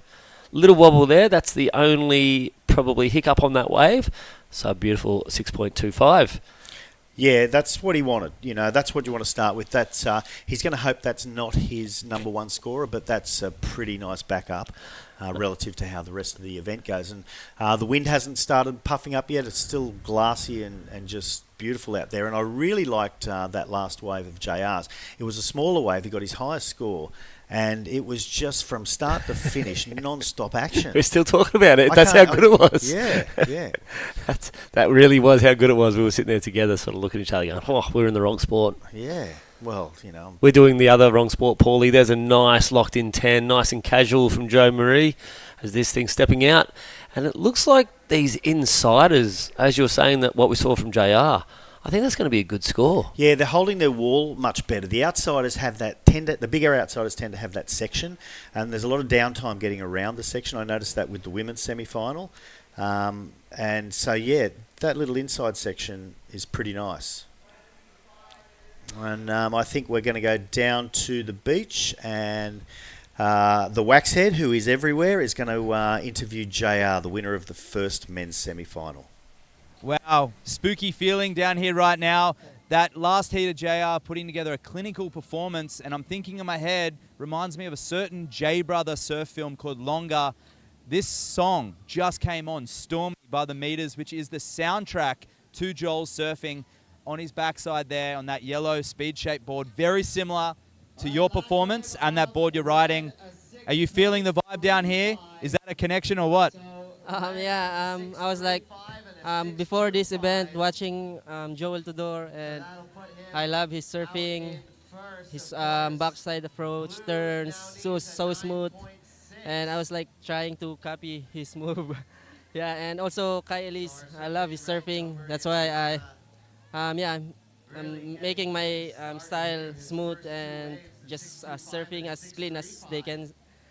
And so happy to be in the finals with the winner of this heat. And yeah, I'm stoked to surf with my heat with my best friend Rico. He's so good. We hang out every time we surf together, and yeah, he's a good guy, and I'm so happy for him to be on the semifinal. Now you look very relaxed right now. You're not as nervous as I saw you last year on that world tour. Going into this final, what's your preparation? You're going to watch this or watch the women's? What are you going to do? I'm just going to sit here, watch the wave, and watch this heat, especially this heat. Jo Marie and Kai Hamase, they're surfing so good. And I will try to learn how to beat them. And yeah, I will support also the women's finals. Just sit here and watch them. Yeah. And just a quick shout out to anybody at home tuning in who can't make it here today. Any supporters?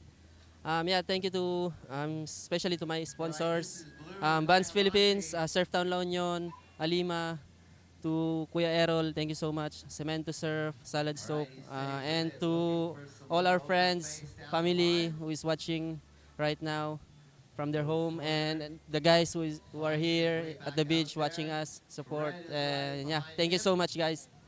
Yeah. Well, we're going to go tune in, watch this heat back to live action. What a professional JR is. He has learnt so much from his opening year on the tour.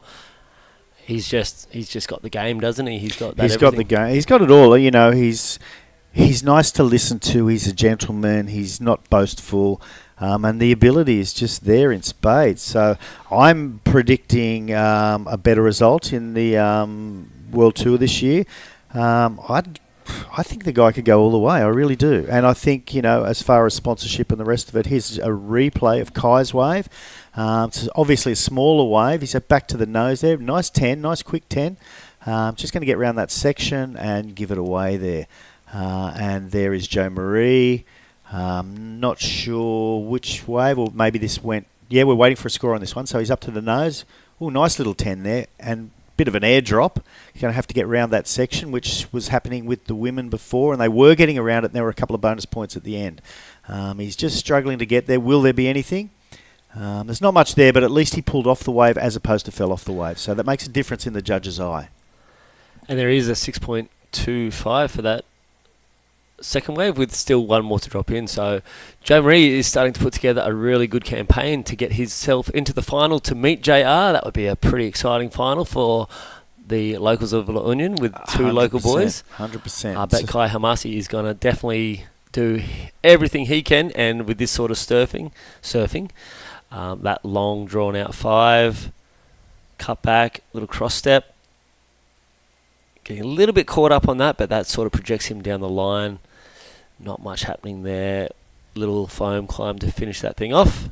I did hear, I believe this is the one that the crowd was cheering as the wax head was down there for a meeting with JR. Well, the question is, I'm not 100% sure right there, because I don't know that they cheer the Japanese guy. Down there, they're cheering the Filipino, although I guess they're cheering everyone. It may have been the Japanese crowd. We have a lot of Japanese competitors who have hit the beach down here in La Union across both divisions. I think they make up almost half the field. So strong surfing from Japan. We saw the all-women's from the quarterfinals in the Japanese in the longboard, and Japanese in almost every division across these events. So super amazing surfing everywhere. That was a separate wave from Blue. I thought we were just replaying the same wave. Will not go to anywhere too high. He's looking for a 7 at the moment. Joe Marie is putting on a show. Kai Hamasi needing a 7.0 at this stage, and Joe Marie is again going to town. Some nice critical high-end, high-set nose rides there. That board locked into the foam, so Joe Marie's in danger of throwing away his 6.25 on this one and getting into that very good. Nice piece of danger to be in. And there were 3 10s there. That was really interesting. And when I say 10, I keep thinking, did he score a 10? No, that's hang 10. But you say it to yourself and you think it to yourself. I do. There's a lot going on up there, contrary to popular belief. Here we go. I think there's not much going on. I think that's Joe Marie, a nice 5 into a well-held 10 through that critical section of the wave. Again, a quick little nose tap there. This one's held a lot longer and a lot more critical as he rides down that one. Straight into a little bottom carve just to set up this next 5. Again, at the top, quick 10 tap. So Joe Marie staying very busy, very active on the board. A little bit of quality. Oh, Kai Hamasi showing what he can do, putting a bit of steez on that nose ride. This is a heat. This is the semi-final that we were expecting, Jerry. Yeah, the cream has risen to the top here for sure. And that previous wave, look at that.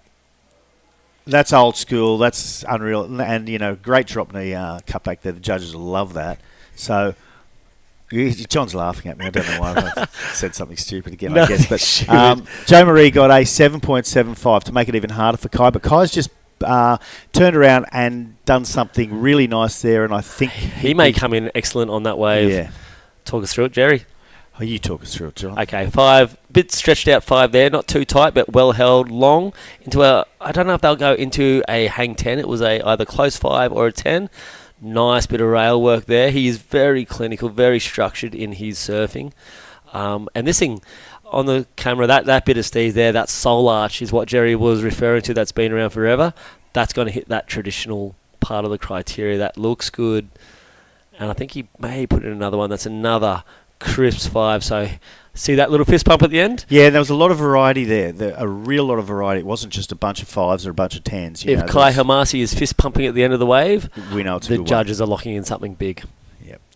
But Joe Marie, not to be outdone, a 7.75 on his last wave, and I can see a few numbers starting to trickle in for Kai, and it's exactly what we thought was going to happen. Exactly what we thought. So a 9.15. He's got to be beside himself there. The fist pump was well worth it, and he's moved himself into the lead with a 9.51 and 5.6. With an excellent 9.15. That's amazing. That was some great surfing. Yeah, look, I think they loved everything he did there, and the variety was just amazing. He didn't repeat himself in any way, shape, or form. It was a bigger wave. It was everything the judges want to see, obviously, and they gave him what he deserved for that. And So- that soul arch style. I loved it. The I loved style it, part yeah. of the criteria going Yep. through the roof.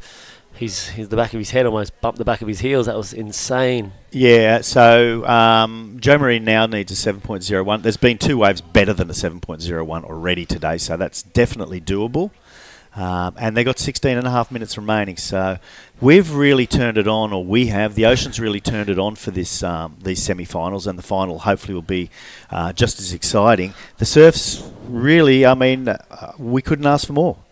It's been a great event from start to finish down La Union. There was a few whispers and murmurs, and I hope the DOT is listening, because we've got opportunity down here to get a world longboard part on the international scene. So imagine having a World Tour WSL event down here at La Union. It could handle it, and it's shown throughout this week. It's a great location for Look, the longboarding. infrastructure's here already. The waves are here already. At this time of year, it's relatively consistent. Yes, I think it would be fantastic for the Philippines. It'd be fantastic for longboarding and all kinds of Philippine surfing. For tourism, to have a world longboarding event here would just really put the spotlight on LU and the Philippines. So something to think about for those higher ups in the surfing industry here in the Philippines. We had a fun interview with Jeff Ortega, that was fun yesterday, wasn't it? From Region 1 Tourism, the head of Region 1 Tourism. Yeah, he was a funny guy. And he downplayed his own surfing, but I know he's been surfing for a while. I met him quite a few years ago in Siargao, but he's putting on a great show here, and he's really supporting, and he's getting support for surfing. Yeah, and that's number one hurdle. Here comes Kai Hamasi again. Nice little fade takeoff, gives that little bit of style to start with. Once again, we're going to see him possibly a little bit slower in this heat to start with, but now he's starting to build up. He's looking to throw away only a 5.60. I don't think he'll get it on that one, but he was on his way to it, that's for sure. He was well and truly on his way, but unfortunately he dug his nose in and went over the handlebars on his Billabong sponsored board there. So good on you, Billabong, for backing the longboarders. So he'll paddle back out and see what he can do. Yeah, I think those major sponsors are also starting to look towards longboarding as the momentum in the longboarding discipline sort of... I know Vans and the guys there support the longboarding, and longboarding here is huge, and you'll find that a place like Manila, people don't have the time to be in the surf all day every day. So longboarding, it's a bit of an easier entry as far as surfing's concerned. So longboarding, particularly in the north here, is blowing up. And, you know, you're seeing cars drive down from Manila every weekend with a bunch of longboards on the top, or cars coming down and people are just getting lessons. And longboarding is becoming the sport of choice here. Traditionally, you're more it likely wasn't. to paddle on and stand up on a longboard to begin with, which is... Absolutely. And then you've got guys like JR, which are just convincing you to stay on the longboard and get better and better. And it's a big opportunity here to really jump hard on this sport. Joe Marie scratching wide to get into this one. It'll be interesting to see how this one handles the reef. And that's sort of what I thought. Those long ones traditionally throughout this event have sort of ran away from that reef. So interesting choice from the local guy, but I believe that Kai Hamasi's not out the back yet. So no, he's just keeping his arms and legs oiled, I guess, and, you know, getting his feet on the wax, and doesn't want to sit around and do nothing. You can see those board shorts that he's wearing out there. That is actually one of his sponsors, Alima, one of our sponsors for this event too. And I saw you wearing the same board shorts yesterday, They're actually designed by JR himself. Oh, okay. So, yeah, he helped in the design of those. So there's a little shout out to Alima and JR, like collaborating together, which is what you want to see from all these local brands and everything like that. Speaking of which, I'd like to shout out to San Miguel Corporation Infrastructure, Vans, Alima, that's who I was just mentioning there, Clean Canteen, MVP Sports Foundation, Bagon Pilipinas, which means... the party list. I believe it's Tingog Party List is one of our major presenters. They help make this thing happen. Kai Hamasi is about to drop in on his 7th wave. So both Kai and JR super busy throughout their heats.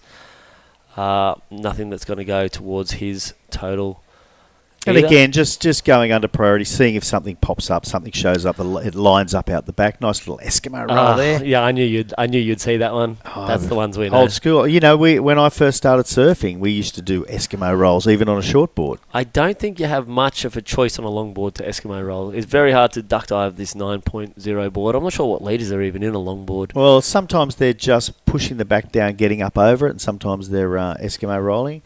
No, I don't know the leaderage either. That's a question for Matt for sure. I'm sure he could tell you to the 10th decimal point. I definitely think he could. Like, the guy has just got I call him the encyclopedia when it comes to surfcraft, longboard in particular, and history. So if you want longboard encyclopedia, talk to the Waxhead, because he is a wealth of knowledge. And I think his Instagram is the Waxhead. Yep, and True Starling also one of our great. We were out surfing with True Starling yesterday. She is a sensational surfer and also a great commentator. Makes us look like we ramble on. Makes us look like the amateurs we are. Yeah, absolutely, but yeah, so great crew we're here together with, and also Luke Landrigan. You're here for your sense of humour, Johnny Sud. We need it. I just love surfing. I'm here because I love surfing, and they keep giving me a microphone. Yep. At some point, I know the dream will end, but yeah, so far so good for you, Jerry. You're my inspiration. Fake it till you make it. Exactly. I think you've made it. No, still not yet. There's a way to go. No, not yet. And while I'm faking it till I make it, again, a shout out to my lovely wife Susan, who I hope is watching, my daughter Lily, all my friends there in Cronulla. Yep, and my wife Christine, and my friends in Sharga. P.S. Sorry, everybody. There's a lot of people to shout out to. We've done a lot of it, and we've still got Blair, so you can abuse us on the messages who we haven't shouted out to, and we'll get your next one. That's right. You know my messenger. If you want to shout out for next one, I'll do it. Even though they tell me to stop doing it, I'll do it. You've got to. I like to send the love out to everyone out there. Absolutely.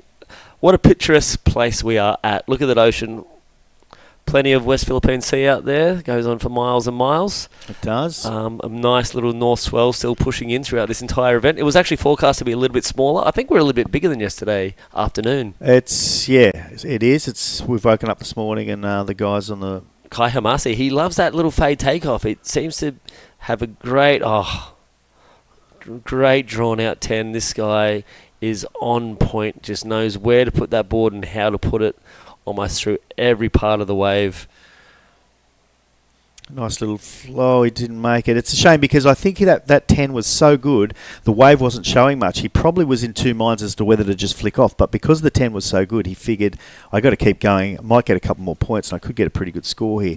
A shame he didn't finish it off, but we'll know exactly what they give him for that whole 10 because that's essentially, apart from the takeoff, all he got on that one. It was long and critical. I know the judges have been rewarding that throughout this event, so I'm guessing the semi-final is going to be the same. I think that 5.60 is going to be possibly in danger. It's going to be around that area, maybe a little bit higher, I think. Yeah, I wouldn't dare try to estimate what the judges are going to do on that because, again, it is like a single manoeuvre. But certainly on the shortboards, the single manoeuvres were getting 6s and 7s. I think you got a 6.5 or something on your that's the way my story's going to go. By the end of the month, it's going to be a 10 for one. It'll be an 11 by the end of the month, for sure. Well, that's my maths. I could get there. I could get there for an 11. Well, there you go. They gave him a 5, so it's not going to go into his highest score. But yeah, a 5 for that. So the idea of hanging on and trying to, grovel a couple more points on the inside was a really good idea. Unfortunately, he wasn't able to pull it off. Yeah, and like you said, I think also that was from that 10, that critical 10. I think that's where all those 5.99% of it went through. 100%. Beautiful onion. It's going to be sad to move on from here. This is the finals day of the LQS. We've got a great closing ceremony. So if you're in the town, come up on the 28th, I think at 4 p.m. we're going to have the closing ceremony. And yeah, it's going to be good. We'll have all our bigwigs there and everyone will have a beer or two and there'll be some music to play. And we've got now a day and a half off. Oh, so that was just Joe Marine not making it. We've got a day and a half off now to go around and have a look at this beautiful area. So there's some waterfalls. There's a couple of places that I want to personally have a look at that I haven't seen before. I wasn't going to say that, John, but yes, there's a beautiful golf course called Thunderbird right on the ocean here. So I think we'll have at least 9 holes up there, possibly even this afternoon. And then tomorrow we've got the whole day to play more golf. Big shout out to the House Speaker, Martin Romualdez. He is one of the ones that makes this happen just quietly too. He's just under the radar, supporting surfing, and he's a great man. Also, I want to a quick shout out to Vinny Marcos, who is also an avid supporter, and he is the apprentice to the Honourable Speaker Romualdez. So he is also learning his craft, and more importantly, he's learning surfing, which is great for surfing in the country. Yeah, it is, and it's great for him actually. Like, it's great for surfing, but Vinny's going to get a lot more out of surfing. As Joe Marie looking for a 7.01, he's going to have to leave nothing out there to chance. He's going to have to push as hard as he can on this wave. Nice down carve, little rail grab just to set himself up. Might have held that a little bit too long and got himself super awkward up there. So interesting to grab that rail. I don't think the judges particularly love rail grab. It's one thing if you grab your rail on a shortboard in the air, but it's another thing on a longboard to get stability. So there's Kai up and running. Big long 5. He's going to tap it for a 10. He's not. He's going to step back. He's going to cut back and look like there's a pretty good section there. Pretty sucky, that little inside section now. Going to do a little floater, carry on a bit further. There's a bit more green water out on the end there. I don't know if he's going to get over to it. He is. So he's going to another little 5. Really controlled cut back, and he hasn't given up as yet. Fading a little bit to see if there's another point or two on the inside there. Almost looks like he's coming in. What a cool kind of finish to that wave, and I think that wave's going to be a pretty nice That's score. a good way to say it. What cool surfing is longboard. Like, he's putting on sort of the display that JR was putting on before, where you're looking at it, you're just going, that looks amazing. It looks so fun. He's using not just all of the wave to the best of his ability, but all of his board. Absolutely, so up and down. It's like if shortboard was 2-dimensional, longboarding's 3-dimensional, because you're not just up and down the wave, you're up and down the board too. So no, and there's 1,000 different things you could do on that long piece of board, whereas we kind of plant our feet and very rarely move them unless someone's going for an air or pulling into the barrel. So I think that's going to be an excellent score, that one from Kai, and I think he's going to make it pretty hard for Joe Marie to get back up there. We are still waiting on scores for both of these surfers, but I really like that wave. Long 5s, couple of them, and just really well controlled. I think they are going to be looking at that. There you go. It's in as a 7.9. 7.9. We're still waiting on Joe Marie's wave, but at this stage he needs a 9.30, which we know he's not going to get for that previous wave. No, and he sort of lost it when he grabbed that rail. He didn't get the completion, didn't get that flow that he wanted. By grabbing that rail, it's sort of a strange move by Joe Marie, but he's out there for a reason. He's not happy with. You see his body language out there. Yeah, he needs to reset, refocus. 4 minutes on the clock, sitting out there with priority. Because he had that great 10 earlier, and he did something that didn't work out, and just then as well. And unfortunately, he's not finishing off his waves. Exciting. Heart and mouth the whole time. This has been a very full-on, keeping the judges busy. Kai Hamasi's on 9 waves and Joe Marie's on 7 waves. They are being super busy out there. 30-minute heat, so that's a busy little surf. I'd be happy in 30 minutes if I ever got close to that amount of waves. I'd be happy within 4 hours if I had that many waves. So the finals, I believe, are going to be 35 minutes. I assume they're going to stick to that. Obviously, we probably don't need 35 minutes, but we have plenty of time.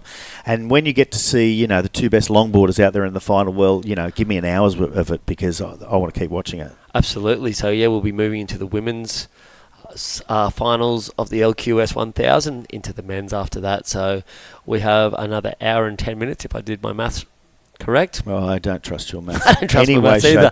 But you know what I like to do? I like to throw the numbers out there anyway. Yeah, so that someone can abuse you when you get it wrong. But that sounded pretty good, an hour and 10 minutes, plus the 3 minutes we have here.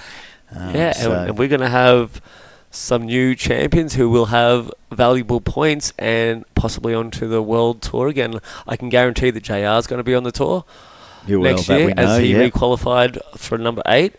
And the next part will be who will join him on that world tour. Yes, so, and then they talk about possible wildcards, but, we'll have 2 from the Asian region, which is absolutely amazing.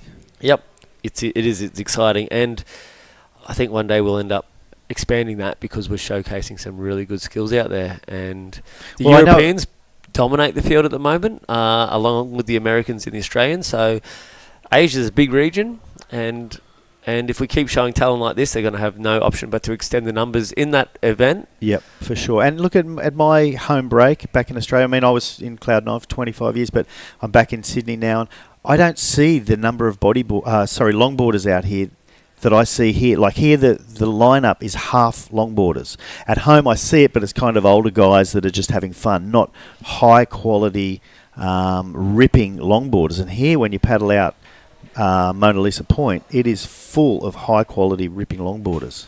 Non-stop throughout the Philippines. Even Siargao, we have our own selection with the Gudos. We do. The women in particular down there in Siargao. Sheila May Convicto, she's here at this event. She got through to, I believe, the quarterfinals. She did. So there is a dominant force down in Lanuza, across in Belair we'll hit a couple. Everywhere. Pagudpud up in the north. There's plenty of longboard talent across the Philippines. And I believe that will just be replicated across Japan. We've obviously seen a whole bunch of talent. Yes. Korea is making a move in the longboard game too. So I think it won't be long until we find maybe even a Challenger Series level need to be introduced into the longboard division also, because the skill level's high and the competitors are really ramping up. Yeah, for sure. And there's just more and more coming up. I mean, the amount of just local guys that were in this event that qualified for it and that made it through to the quarters, etc. I mean, there's just a lineup of talent. And it's healthy in the next generations. Looking at these guys going, it does look good. I want to do what JR's doing. I want to do what Rika is doing. I want to do what Roger Kasuga is doing. I hear you. And I can tell you down here, they will pick up that longboard and they'll start producing more and more and more. So 10 seconds left. I think this will be the last hurrah for Joe Marie. He knows he has to take it and he's not going to get it. So that is all she wrote. And Kai Hamasi will move on to the final with JR Esquivel, which will come after the women's final. I believe there might be a 5-minute break in between now and the women's final. I don't see anyone out there at the moment, so we'll find out that little bit of info, and we will go for a break, and you'll come back with a couple of more experienced commentators than Johnny and I. All the best. What? And we'll, There's more? Yeah, we'll go to a break. There's better? Thanks, Jerry. Okay, cheers, John.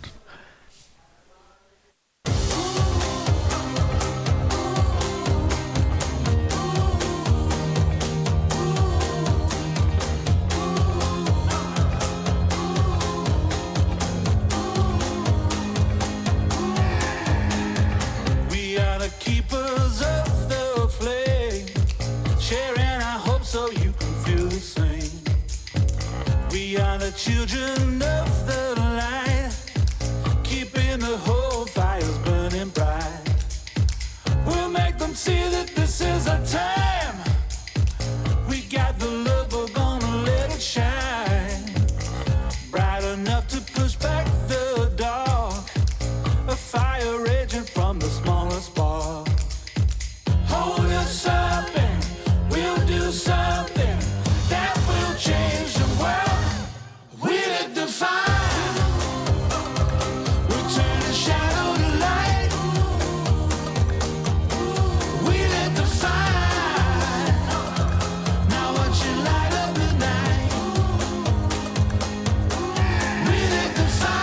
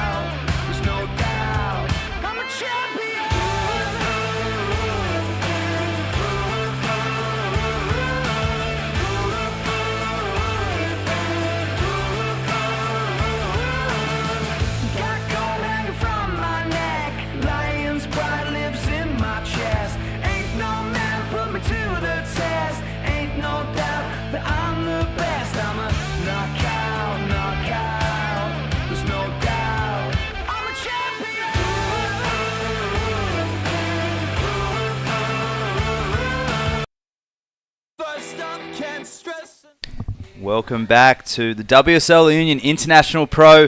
This is the longboard final. The LQS 1000, Hiroka Yoshikawa and Kaede Inui, the two Japanese surfers, just like we had on the shortboard side of things, Japanese surfers dominating the upper end of the rankings. I'm joined by True Starling, Luke Landry, and I am the Waxhead for these finals calls. 35-minute finals have gone up 5 minutes. Explosive action in that semi-final number 1 and semi-final number 2. It was the precision of Kai Hamasi that really just weaved his way to victory. Yeah, I think, that was a really great heat. Kai, he put in a great performance yesterday, the last heat of the day for quarterfinal number 4. And I think, that really was something that we expected to see from Kai Hamase to move on through to the finals with JR, which is going to be a really good final to watch. And in terms of this one, watching this right now, you have to say the elation that Hiroka and Hishi has beating ratings leader and old sparring partner Natsumi Taoka, it would be enough to get everyone nervous for this final because she's overcome somebody who's such a fierce competitor, but she's up against another fierce competitor, and that is Kaede Inui, who won't back down at the challenge. And she goes down, as I just say back down, she nosedives. And that was something we saw the last few days, conditions being pretty unruly, but today, the cleanest day perhaps of the event window, Luke. Yeah, for sure. It's bigger actually today than yesterday. The forecast was wrong. But yeah, definitely still good waves and great surfing. We've seen in the boys drop wave scores at the excellent range. And yeah, this is going to be exciting. 30-minute finals.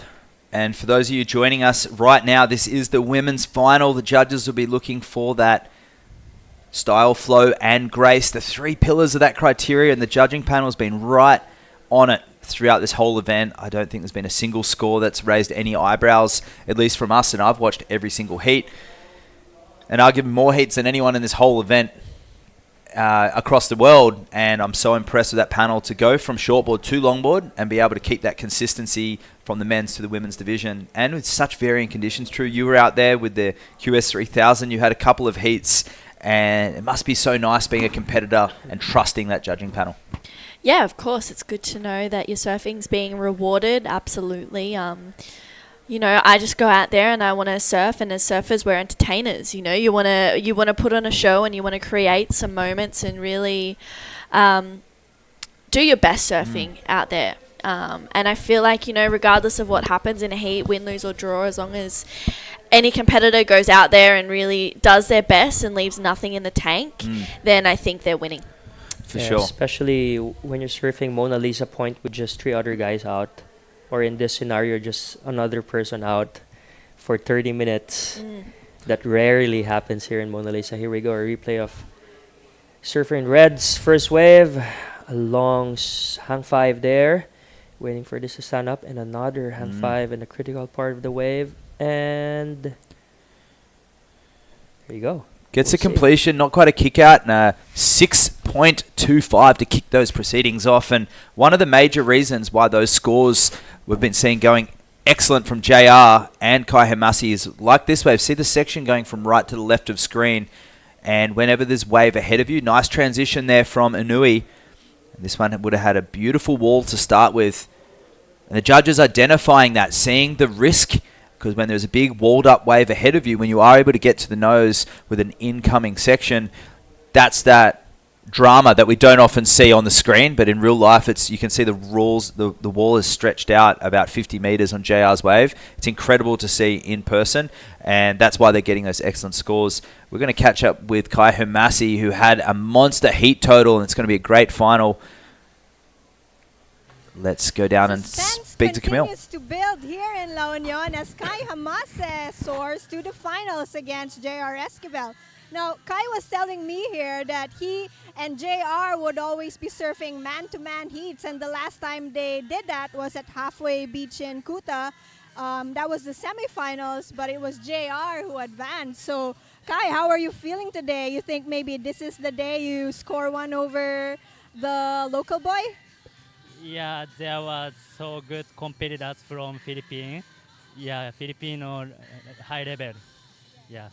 How do you feel that it's you and JR again? And this time, with more at stake, 1,000 points for the QS. Do you want the 1,000 points? Yeah, I want to get it. Yeah. So, what are you going to do to get the 1,000 points? Just catch a good wave and just focus on me. And I want to win JR. Yeah. All right, that's a great strategy. You know, just focus on your own waves and make sure your rides make it to the score level to be the winner of this event. So congratulations again to you, Kai. Would you like to say a message? For Japanese? 日本から応援していただいている皆様ありがとうございます。次はフィリピンチャンピオンの JR となんで、勝てるように全力で戦ってきます。応援よろしくお願いします。Okay, thank you. So if you're not here at the beach yet, you still have time to catch the finals. So be here. Where else would you rather be? Back to the live action.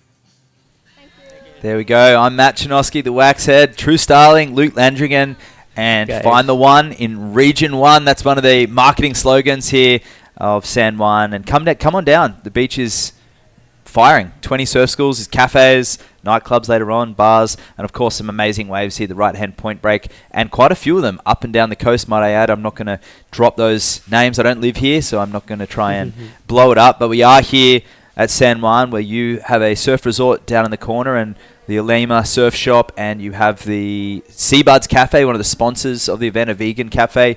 So gentrification coming in slowly but surely, and you're leading that way, having a vegan daughter. You've decided to jump ahead of the curve and set something up for her. Yeah, that's built for our daughter Luna, who's a vegan. Yeah, there's a lot of cafes, a lot of restaurants, there's a lot of bars, surf schools. So if you guys are ever thinking of learning to surf, if you guys live nearby, come to San Juan, La Union. Here we go, surfer in blue. This is her 6.75. Her second wave, nice stylish carve. Hang 5 and another stylish turn there. And waiting for this to build up and another carve. And there you go, it's a 6.75. Great flow on that wave. The way she was stepping in and out of her turns. No downtime, and the judge is really appreciating the grace, the hands by the side, looking really nice and elegant. And looking in control, True. Yeah, very much so. We saw that same appearance in that last heat she had with Daisy Romualdez for her semi-final. Keeping in mind as well, Kaede is only 18 years old. So she's still young. She still has so much ahead of her. And I think, she's really nudging against these women. And, it's quite clear that she wants to make the World Longboard Tour. She wants to compete against the best. And here we go. Hiroka had a paddle, but doesn't get onto that one. Does Kaede get onto this one behind her? Both of them no takers. And Hiroka's going to go on this, and she's out as well. So a bit of indecision there, long final. And these surfers perhaps looking at the time, thinking there could be more towards the end. And missed opportunity for both those surfers, but out into the lead Inui with a 6.75 and then a 5 and a 5.51 required. Ooh. I wonder if that will be a paddle for Inui, or she was just having a look. I have to wait and see if that switches back around. And what is Inui riding? Is she riding a single fin? Or usually a single fin, yep, with a lot of rocker. It's a Piccolo Clemente board with that trademark wide nose and a narrow tail. Piccolo Clemente, a 2-time world longboard champion and shaper as well, shaping boards out of Peru. And Tucker, their older brother, has been a team rider for Piccolo for quite a number of years. And I've noticed the sisters have those 2 red boards, and that's Marfa Reyes, one of our Peruvian competitors. That's her quiver that she must have sold to. The stickers are still on it. Sold to the Inuis. They're big fans. You can see that wide nose of the surfer in blue on the top of the screen with a narrower tail. And you have a look at Hiroka, still a wide nose with a slightly wider square tail. The differences with that, the pintail, smoother between transitions. The square tail is going to hold a little bit better on the nose and a little more rigid through turns. And was that the board that Tucker was using at Bells? Is it the same one?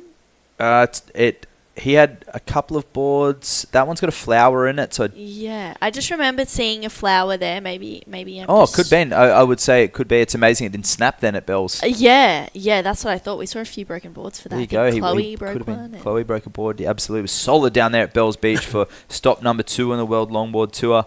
And it was actually Coyote who had a wild card to surf at that Bells Beach event. Phenomenal surfing from her in that event. And it was a committed performance that we saw from her. Great experience she'll take from that. But interesting to note, she's Junior Pro and Longboard World Sup Champion. And she's had 4 Japan Sup titles as well. So she's well versed. She competed in the shortboard side of the draw, making it through to the quarterfinals as well. So no stranger to all boards. She can surf finless, foils, sups, longboards, shortboards. Water woman. And really good at it too. And you can look her up on her Instagram. She's looking for sponsors. kaede.inui.surfer. Check her out. 18-year-old professional surfer from Japan. The family of surfers, Sakura and Taka, her siblings, all professional surfers themselves. And Yoshikawa on a dad-shaped longboard. She's got a different fin as well. She's got a bigger fin, a 10-inch flow. It's a great fin, quite a large base. So for her relatively smaller frame, that board will nose ride incredibly. Second in priority though, netting a 5.51. Never feels good to be behind in a heat. What's going through Yoshikawa's head right now, True? Yeah, I think, heats and finals are 2 very different things, but we'll come back to that because this is Katie live action right now, Matt. Beautiful nose ride, set wave 2, holding that outside section. Not overly critical, but here it stands up. You can see the ledge, gets that 10. Wow, and a real technical wiggle on the nose and a searing carve. So Inui looking strong on that wave. And that one's not going to be it with the inset for Yoshikawa. That wave there where she got to the nose, did that little hip and knee adjustment and that carve afterwards, I think that's going to be the best wave of the heat just with that combination.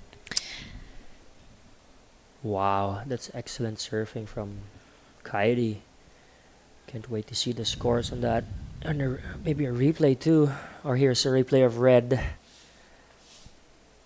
This is the wave just behind Katie. And she's just waiting for this wave to build up. And there you go, straight hang 10.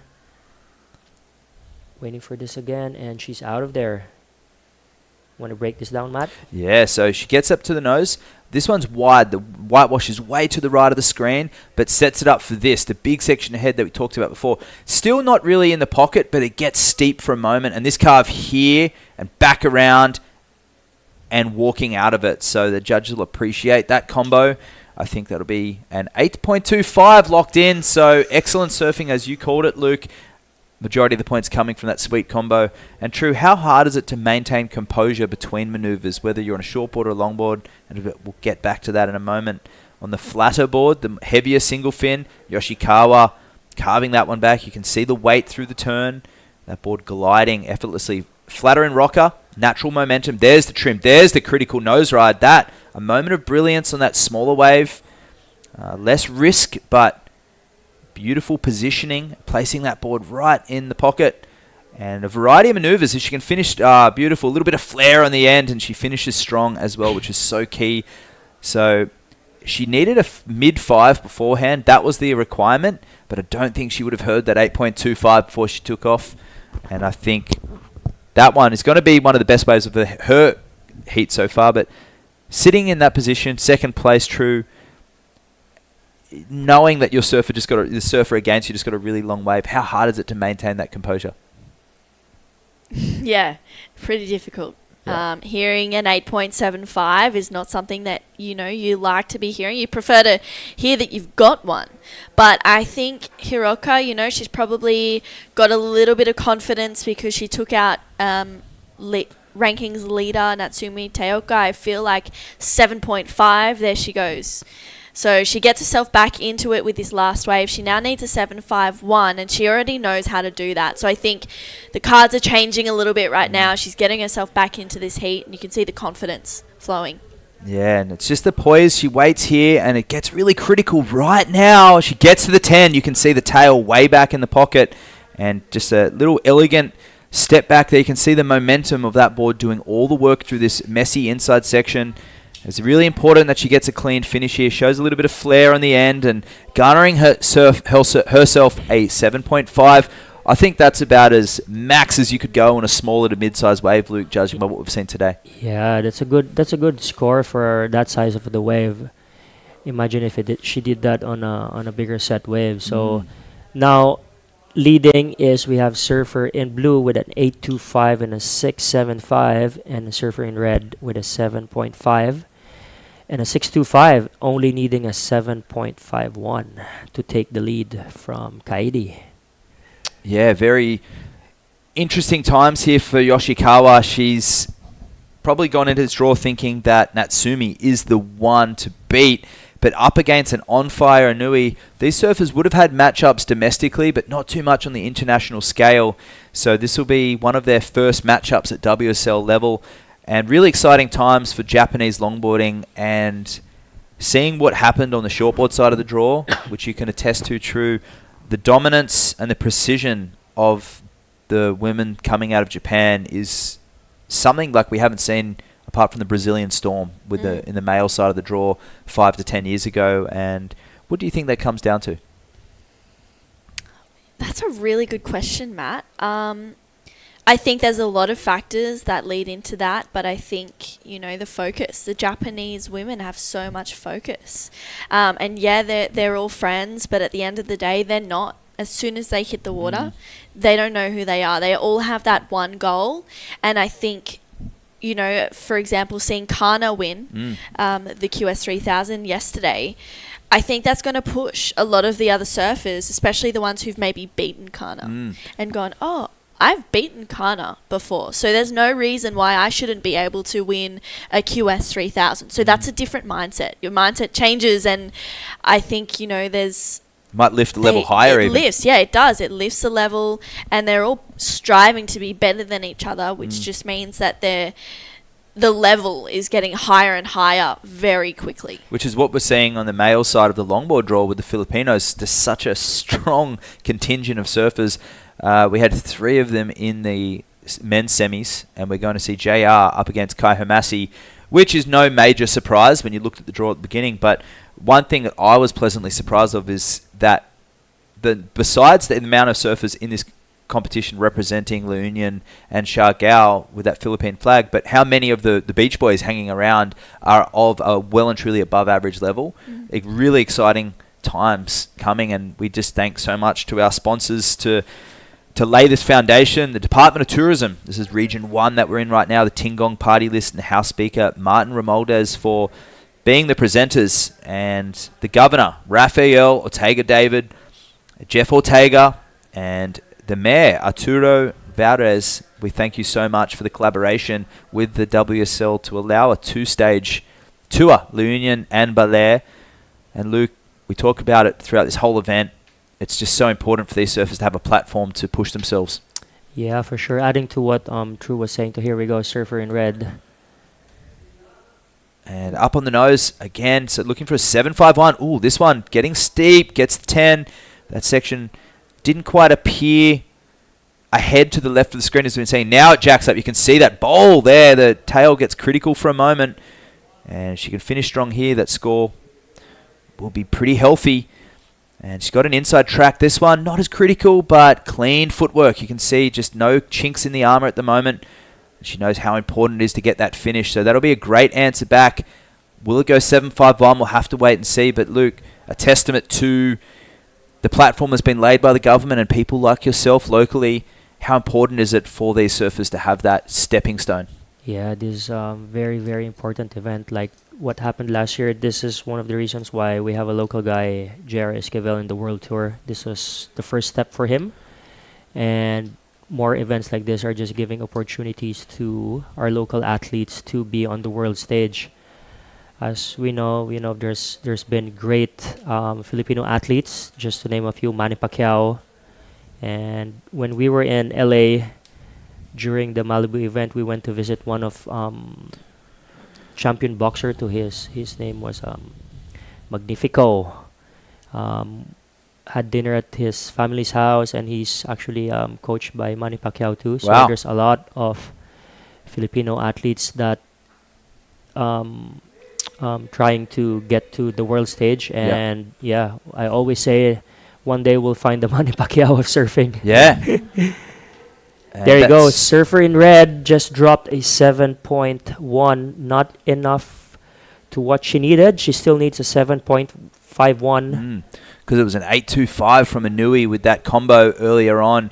So just because that wave that Hiroka had backed off a little bit. She went to the nose and it flattened out a little bit, and we'll watch that here. So she goes to the nose. We're anticipating a critical section, but you see it just got soft. Not a lot of air under that nose ride. In fact, the wave is not even breaking there. Is that called the shoulder nose ride? The shoulder nose ride. And she had to get low. This is where the scoring really begins. That was a nice moment. The fact that she waited, she went over that little hump there and carving back. It was the composure and the general style and the flow of the wave and the graceful hands. She didn't look messy or sloppy. Everything was combined. Looked really nice. It was a difficult wave to surf. A 7.10 wasn't a requirement, but still strong surfing from Hiroka. She's still got 14 minutes left. She knows what she needs. She knows that she needs to commit. And when you hear a score like a 7.10, relatively frustrating on the way back out, true. She'll be processing everything that she's watched this morning and some of the feedback that she's had to be able to get that excellent score. Any advice to her based on wave selection?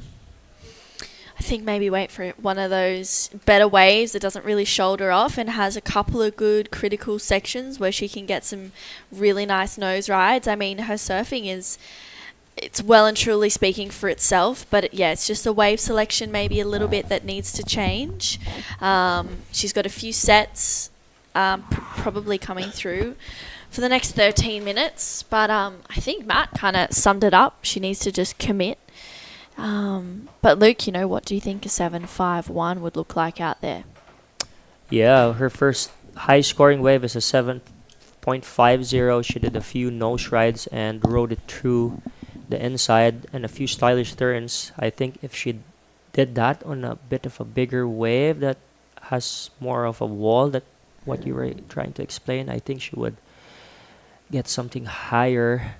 She did it in the semifinal heat against another Japanese competitor, so definitely she could do it again. And yeah, adding to what you were saying earlier about the Japanese shortboarders, I always come here since the event started at 5:30 a.m. to see if the setups are in place. They're always out there. Like today, I would have thought, the shortboard competition is done yesterday. They're all gonna take a rest. Went down here at 5:30 a.m. There's 3 cameras on the beach already. All the Japanese moms or the Japanese coaches are there, filming, and they're straight into it. It's crazy how they don't rest. Yeah, there's no even Kana Nakashio was out there surfing yesterday afternoon, and I was like, you've just won the event. Go and go have some food, go have an ice cream or something. But she's like, no, I want to surf and be out here. So yeah, there's no, like you said, there's no stopping, there's no break. It's just rolling on into the next one, complete utter focus. Well, surfing is one of those few sports that win or lose, the next day the first thing you do is go out and check the surf. And I saw some competitors out there today, free surfing, that were knocked out. And that's the beauty of it. It's a lifestyle sport. I like to call longboarding a performing art, where we get it given a changing variable, like interpretive dancing. It's a song that comes in, or song that comes on and you're dancing to it. You don't know. You have to fit your rhythm to the beat of the song, and you have to match your energy to that song. And if it's a disco funk song, you're moving your hips and you're swiveling your hips. But if it's like a samba or if it's hip hop, you're changing the tempo to match that. And that's what the judges are after with longboard surfing and surfing in general, matching energy with energy. And they want to be jaws on the floor. They want to see some critical, amazing surfing. It's up to those who can work with the ocean. It's up to those who can read the ocean and not just have that connection with the ocean, but a connection with their equipment and their body as well. And we talked about Kana winning that shortboard event, but I'm sure Marimar will be free surfing on the beach break today as well. He'll be ready for the battle at Bel Air next week. And here goes that 8.25, a replay of that. So this is Kaede's wave holding that nose ride, and gets really cool. Just when we thought the wave was done, it steepens up. You can actually see that wave very almost a sheer drop there. She gets the 10, and this little adjustment on the nose there, really critical. And this searing carve here, a lot of commitment on that rail carve, driving into that bottom turn, and I really enjoyed that composure. There was a big opportunity for her to what we call wind up the windows and do too much. So in hindsight, a little bit of a hiccup on the end. Can't help but feel that score may have been gone quite a bit of a distance, and we just had during that replay, another wave from Kaede. We'll have to catch up with that. But a 15-point heat total, really healthy.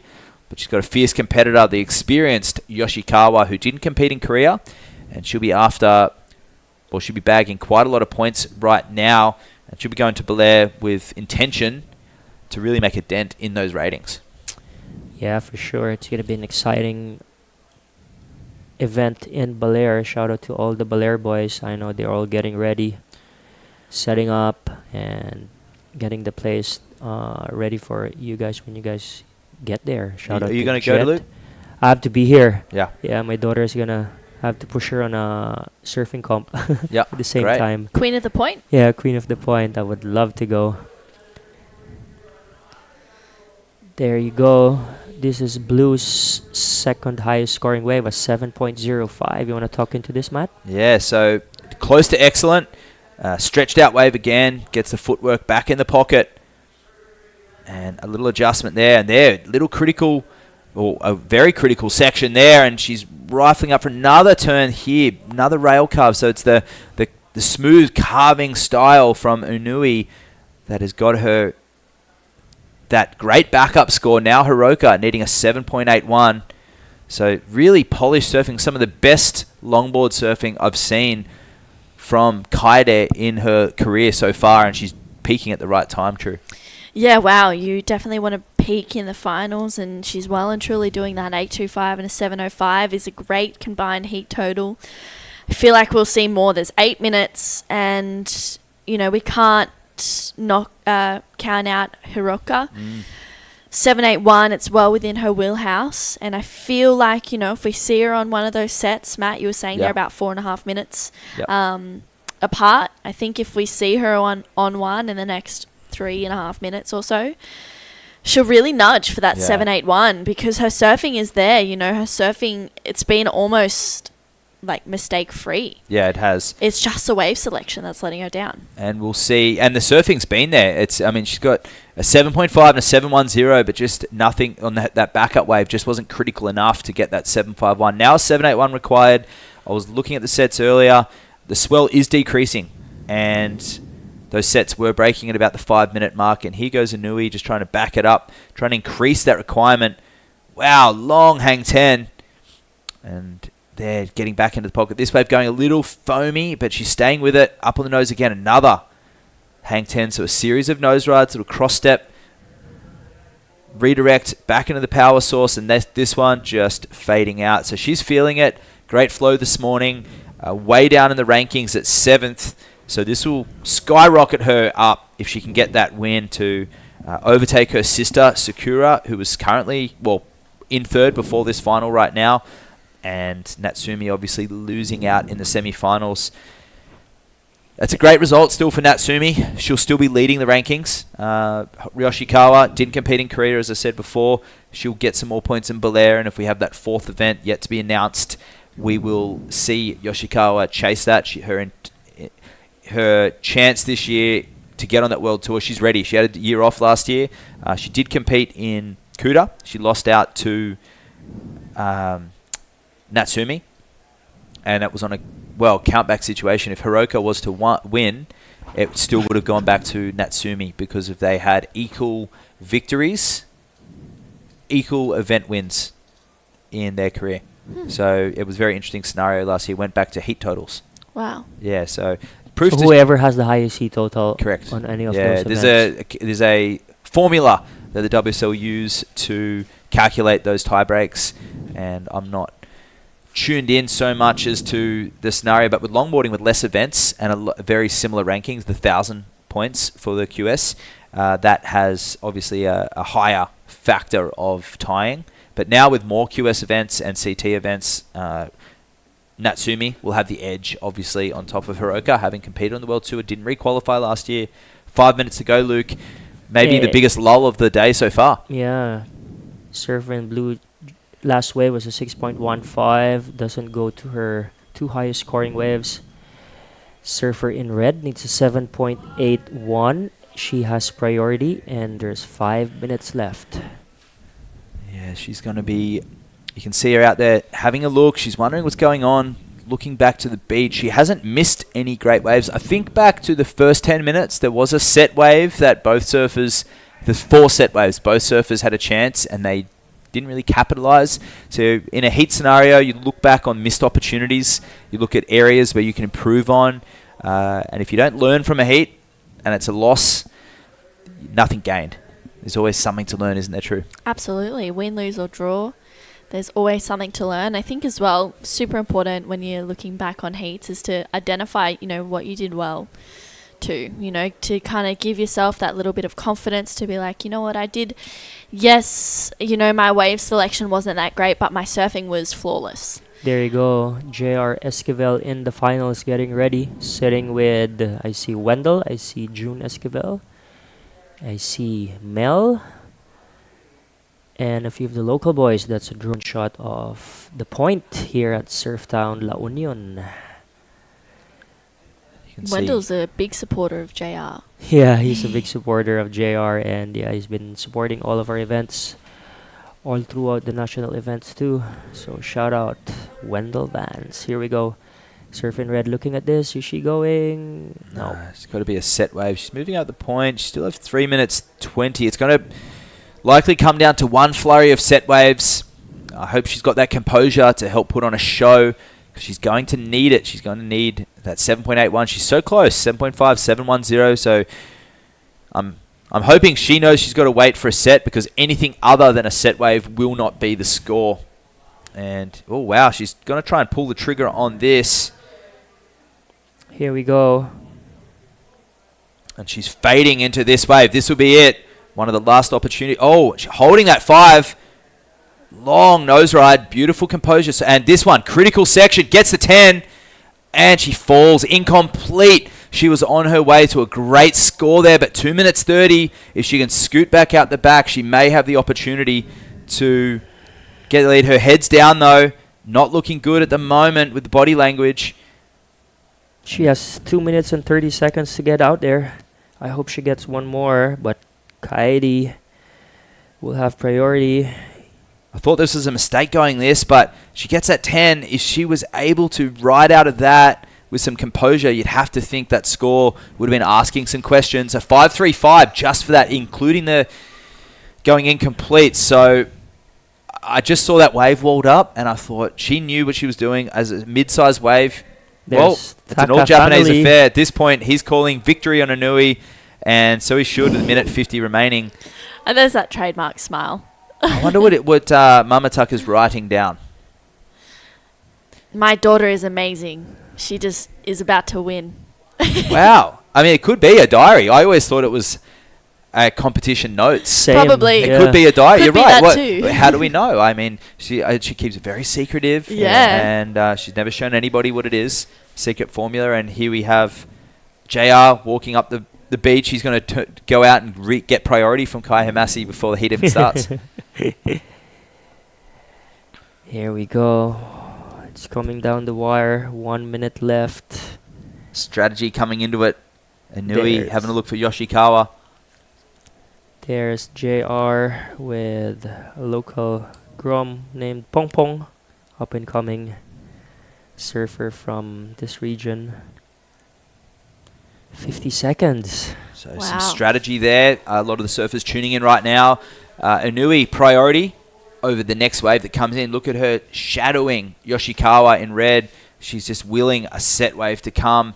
She'll be absolutely devastated. She fell on that. She was on her way to a pretty healthy score. I'd have to say that would have been the score if she was to ride out of that. There's been at least 1.5 points for every completion today. I saw Jean-Marie Oboisa not ride out of his last wave. He got a 7. Kai Hamasi finished his. Got a 9. Here we go. A few sets. We'll Wow. see 20 seconds. Will there be 2 opportunities in this one? And who's going to take the first one? Kaede, oh my goodness. She lets Hiroka go. Oh! beautiful opening hang 10 there. Bit of drama in the dying moments of this final. Oh, and Hiroka goes down. So, Kaidi, I mean, you'd have to say that was a priority error, letting Hiroka go on that wave. She didn't see anything down the line, but she fell. So, even with that priority error, she takes the win, and she knows that, now she knows Yoshikawa had fallen, and assuming she didn't get the score, but the true competitor, she can see the joy coming out with that claim, and she's surfing this one all the way through the inside, and always dramatic, always the showman. Look at how happy she is. So the maiden QS victory there for Kaede Inui, the sub-champion, and you can see her sister Sakura down there and her brother Taka watching his foot mustn't be too sore. He's walking across the urchin-infested reef. Be careful in there, Inui's. Look at that big fin in her board as well. 15.3 heat total, defeating Hiroka Yoshikawa, fellow Japanese surfer, going down in the dying moments. So surprise upset victory there from Kaede Inui, and the family are going to cheer her up the beach.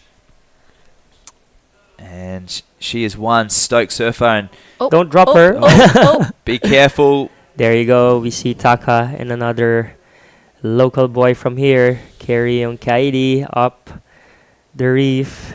Wow. How cool is that? You can see her wanting to make sure she's... Oh, Taka, be careful, bro. Taka, please be careful with your foot. Wow. How cool is that? Is that her first... ever win? Her first QS win. And look at how stoked she is right now. You can see flying that Japanese flag. And it was an all-Japanese affair in the women's side of the draw. And she's just posing for those photos. We got a 5-minute break, an interval between JR Esquivel and Kai Hamasi from Japan. We're going to go to a break. Don't go anywhere. Men's action, the final of the Union International Pro, coming up next.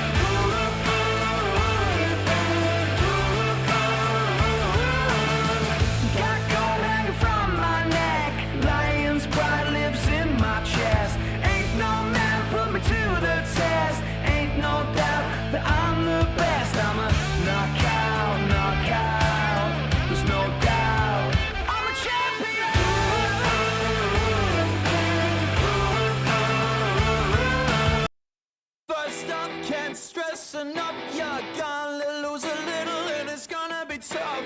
Hit the ground running with your super stuff. Get caught, get loose again. Everybody asking what's happening. Let them know about the refashioning.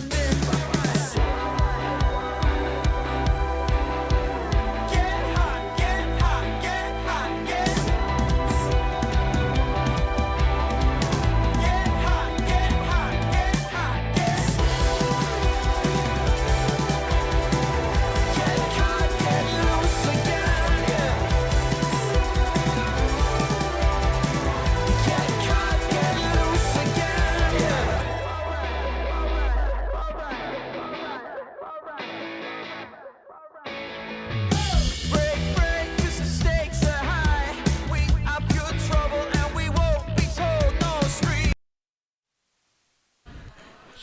Welcome back, WSL La Union International Pro. This is the LQS 1000. This is the final event of the whole event.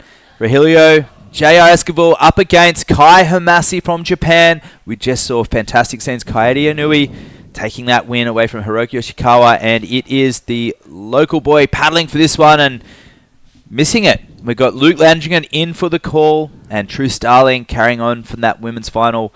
What did you make of that last final, guys? I loved it. I thought it was exciting. There was a few moments where we thought that the tables were going to turn with Hiroka getting a few waves at the end, but it was Kaede just really glamorously winning that one. Yeah, stylish and effortless. And JR, quick start, quick noser on the outside section, carving that one back around. And both these surfers having excellent scores in their semi-finals. Beautiful way to start off this wave. Stalling at the top of that, beautiful timing. And driving this one around. This one shouldering out a little bit. We'll see what it has on the end section. Trimming through. And he gets the completion as well. So a great way to start his campaign. Yeah, I would say both these surfers are probably the highest ranked surfers in Asia. Yeah. Not competing in Korea.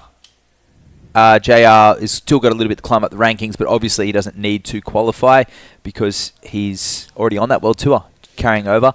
So Kai's leading, right? Kai's leading. He won the 1,000. And some of the other surfers, there was an upset because a lot of the surfers 2nd, 3rd, 4th, 5th did get knocked out early on in this event. So there will still be a lot of points garnered from this one for JR, and he'll take some confidence going into Belair and beautiful.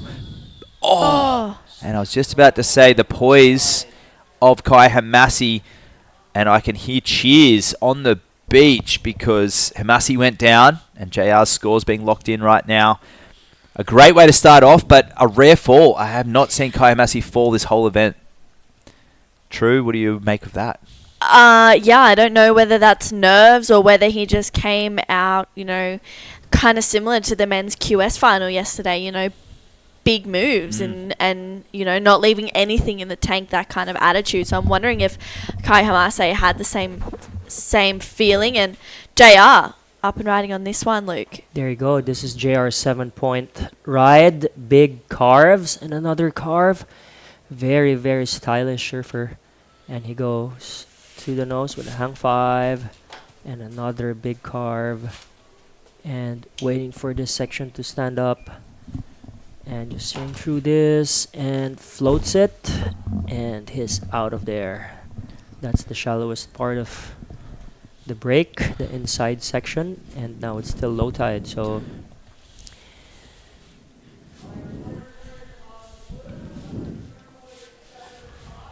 all right, so emotional scenes down on the beach. We're gonna go catch up with the final winner of the women's division, Kaede Onui and family with Camille. And I am with the entire Inoue family celebrating Kaede's triumph here in La Union. She is our women's longboard champion. So congratulations to you, Kaede, and of course to your #1 supporter. Can you show your back? Kaede, and this also Kaede, yes. So Kaede's mom, and who wants to say a few things? Me? Do you want to say a few things? I'm very well. I cannot express myself well because it is beyond description. Maybe you can understand what I feel now. Thank you very much for your support. Yes. And also how are you feeling that you are now officially a champion? 楓、今オフィシャルでチャンピオンになりました。どのような気持ちになっているか、説明をしてください。すごく嬉しいです。Anyway, I'm very happy and I cannot find any suitable words more than happy. How about you, Taka? What do you feel about your sister's win? Yeah, I'm very happy. This time I support my sister. Yeah, she get the win, so happy. And you, Sakura? 桜どうって勝って日本語で。私はクォーターで負けてしまったんですけど、姉がファイナル行って優勝してくれた本当に嬉しいです。I was defeated in the quarterfinal, unfortunately, but my sister won, so I'm so happy. Okay, everyone is very, very happy here. And one thing I noticed with the Inoue is before and after a heat is they bow to the ocean. Yeah? I saw you doing that. So maybe before we end this segment, we all bow to the camera. Oh yeah, not camera, of course, for camera, but for the audience, all the people, to the ocean, of course, but to the audience who support Kaede, of course, Kaede and other people. We are so grateful for your support. Thank you. Okay, so let's bow to the audience. 1, 2, 3. Thank you very much. Bow. Back to life.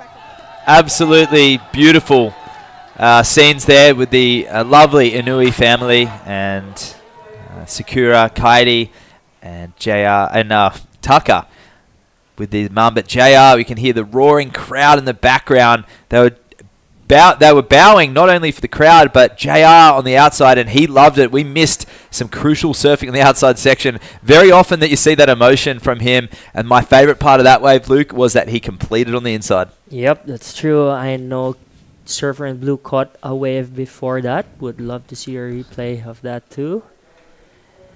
So far, there is a 7.0 locked in for JR and a 2.75 locked in for Kai Hamase. So that 2.75 was for that opening 10 that he didn't get back from the nose on. He nosedived Hamasi, got back out the back for priority. He got a fantastic wave in the inset of the screen. Some poise, control, clinical surfing as we've come to expect from Kai. There you go. The local boys loving it, waving at the camera, waving the flag.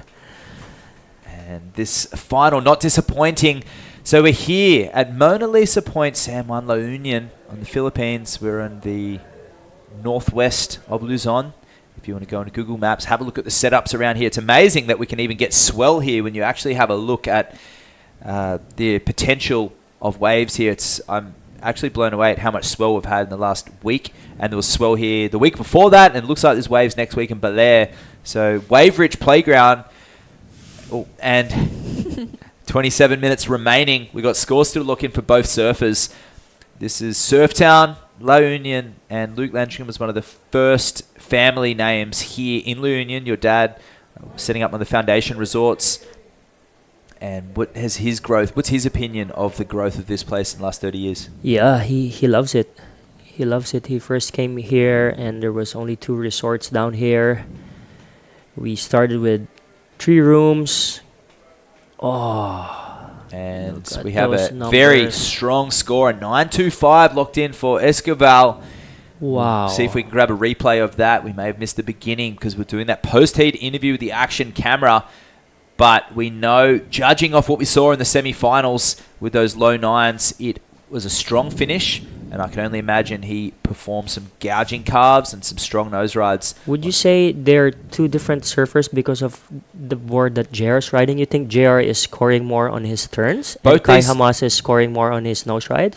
Yeah, I think Kai Hamase is scoring more on his combination of flow and nose rides and positioning, where JR is scoring it because his turns are great, his nose rides are dynamic because he's in the pocket. Here goes Kai. He would have heard that. Getting groovy there. See that flow linking. You can see his technique going from the high and low point on that wave. Middle of the board there, getting that forward trim. He's going to be looking for something on the inside. It's going to have to be strong. He's in combo land. And this is a wave just to get him out of combo land. Build some momentum in this heat. Still hasn't got that other score locked in yet. So he doesn't know where he sits. He's still waiting on 2 scores now for Hermasi and Esquivel. We'll see. The camera guys, I'm sure, are working hard to see if we can get a replay of that 9.25. Would love to see waves, second wave too. There you go. 7.85 for Homasi. That was that wave on the inset. He knows it felt good, which is why he got that backup wave. So this is it. This is the 9.25 up on the nose in the outside section, a set wave. And here, nearly loses it. Stalling there. And we only caught up with him just after this at long 5. Critical section ahead. And beautiful carve. Great combo. You can hear the scores being read out to the audience right now. We can hear it, just them going wild. So set wave, critical nose rides, big gouging, clean carves, and that one felt good. That was the biggest wave of the heat so far. I think I want a board like that. I don't know if I can surf like that, but Yeah. maybe mentally it will help me Yeah. surf better. Well, those people out there, it's amazing what happens when you don't ride a board with a 17-inch wide tail built for nose riding. When you can actually turn, it's amazing the positions you can get your board into, because the judges are looking for the rail carves true. They're looking for the nose rides. They're looking for a combination of maneuvers linked with the nose rides, but most importantly, getting really critical on those turns and those nose rides. It's interesting you said that, Matt, because for all these years I thought pintails are only for big hollow waves. Well, generally, yes, but they're flowing. Seems and to be working here in this. It's an open face. Yeah. JR is an exceptional shortboarder. So is Kai Hamasi. Both these surfers are very neutral-footed. They're not dominant back or front foot. Their ability to be able to switch from a front foot approach to a back foot approach through their turns is showing they're balanced surfers. JR making the quarterfinals of the QS 3000, a terrific result with an 8.25, might I add. Was unable to back it up, and it was Kean Martin who ended up coming second with an explosive approach who took out JR. So he'll be actually climbing up the rankings in the shortboard realm too. So he'll be looking to perhaps grab a good result in Belair. And if he finds himself over in Australia in April, he may compete in some of the QS events too, True. Yeah, well, he's definitely able to do that at both Avoca and Newcastle. They are co-sanctioned events. So we'll see Asia and Australia compete against each other. But the points don't cross over. Asia points stay with Asia. The points that we get in for the Australians stay within the Australia rankings. And Kai Hamase, he needs at 8.41. He was having a paddle at that one. I feel like, I think JR, correct me if I'm wrong here, Luke, maybe he was thinking, he wanted to really annihilate Kai Hamase in a way where he wants to combo him, he wants to make the win out of reach. And because Kai has, a single score required, maybe JR's thinking, okay, I'm going to get another 9 and make it even difficult. Yeah, JR watches every heat. He knows Kai Hamasa got a 9.5 on the earlier heat, so he know what Kai is capable of. And here he goes, he need an 8.41, and he just gets out of this wave. He knows that wave's not going to give him an 8.41. And this heat is not over, because only with a 7 as a backup, JR and that pintail, smooth transitions. Oh, beautiful, buttery transfer between the rail and the walk there. And he's been getting a lot of combinations, which the judges have been really appreciating, which is something I haven't seen too much in JR surfing over the last year. And here he is back up on the nose. A nice hang 10, head up, great posture, and a power gouge to finish. Hopefully he can stay on his feet here, and he doesn't need anything more. Yeah, and he finishes. So, I mean, words almost escape me. We're at the final. 21 minutes ago, JR is still improving. And I said this to you, Luke, as one of the gatekeepers to the professional surf scene here in La Union. JR has improved so much, even throughout this event. His connection to the wave, obviously, growing up here, we have the 10,000 hour rule, which often applies to a craft. When you spend 10,000 hours doing something, you become expert status. JR has probably spent 10,000 hours in this water before he was 18 years of age. Yep.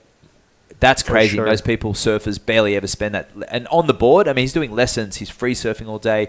Roger, Kasugai, and JR spending more time in the water than anyone else. JR absolutely smoking this heat at the moment, but clinical nose ride there from Hamasi. A more traditional approach. That single fin log, you can see the flatter rocker. Great surf from Kai, but at the moment, it's a local boy that's just running away with it. Yeah, and he's running away with the crowd as well. 8.5 on that last wave. Kai needing a 9.9. I mean, we know that Kai is well and truly capable of getting 9s and even 10s. Yeah, I just think JR, he seems like he's on a different world right now. He seems eager to get a win. He wants to make it more and more difficult for Kai. Kai's already leading the rankings, and this result will probably solidify that, I'd say, Matt. Yes. Do you think? Yeah, it will. So, yeah, I mean, it's exciting to see JR really show us what he's made of here. He's been attracting the crowd all week, and right now, every wave, pretty much as soon as he stands up, everyone on the beach is cheering for him, Luke. Yeah, for sure. At our local golden boy, as we call him. JR Esquivel. This competition would have been possible without our support, the Department of Tourism Region 1, our provincial government headed by our Governor Rafi Ortega, and of course San Juan Mayor Arturo Valdres. Thank you guys. There is 19 minutes left, and Surfer in Blue has priority, and he needs a 9.9. There's a beautiful drone shot of the point here at Surftown, and on the right is a beach break where most of the surf schools operate. If you guys want surfing lessons, just go down there. Here we go. Surfer in red, up and riding again, under priority. So current live rankings is that Kai Hamasi is still in second place. We'll still be leading the rankings, and JR moves up in an equal second with Danny Widianto. And JR, you can see the different approaches.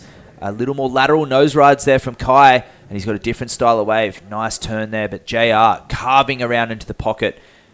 Power surfing, but linking those turns with nose rides. This is some of the best surfing I've seen from JR. And I might add, some of the best surfing I've seen from Kai Hamasi this event that I've ever seen. And the Asian region longboarding is in safe hands. You can see Wendell down there next to the Philippine flag. That's all the boys just trying to keep the energy down a little bit.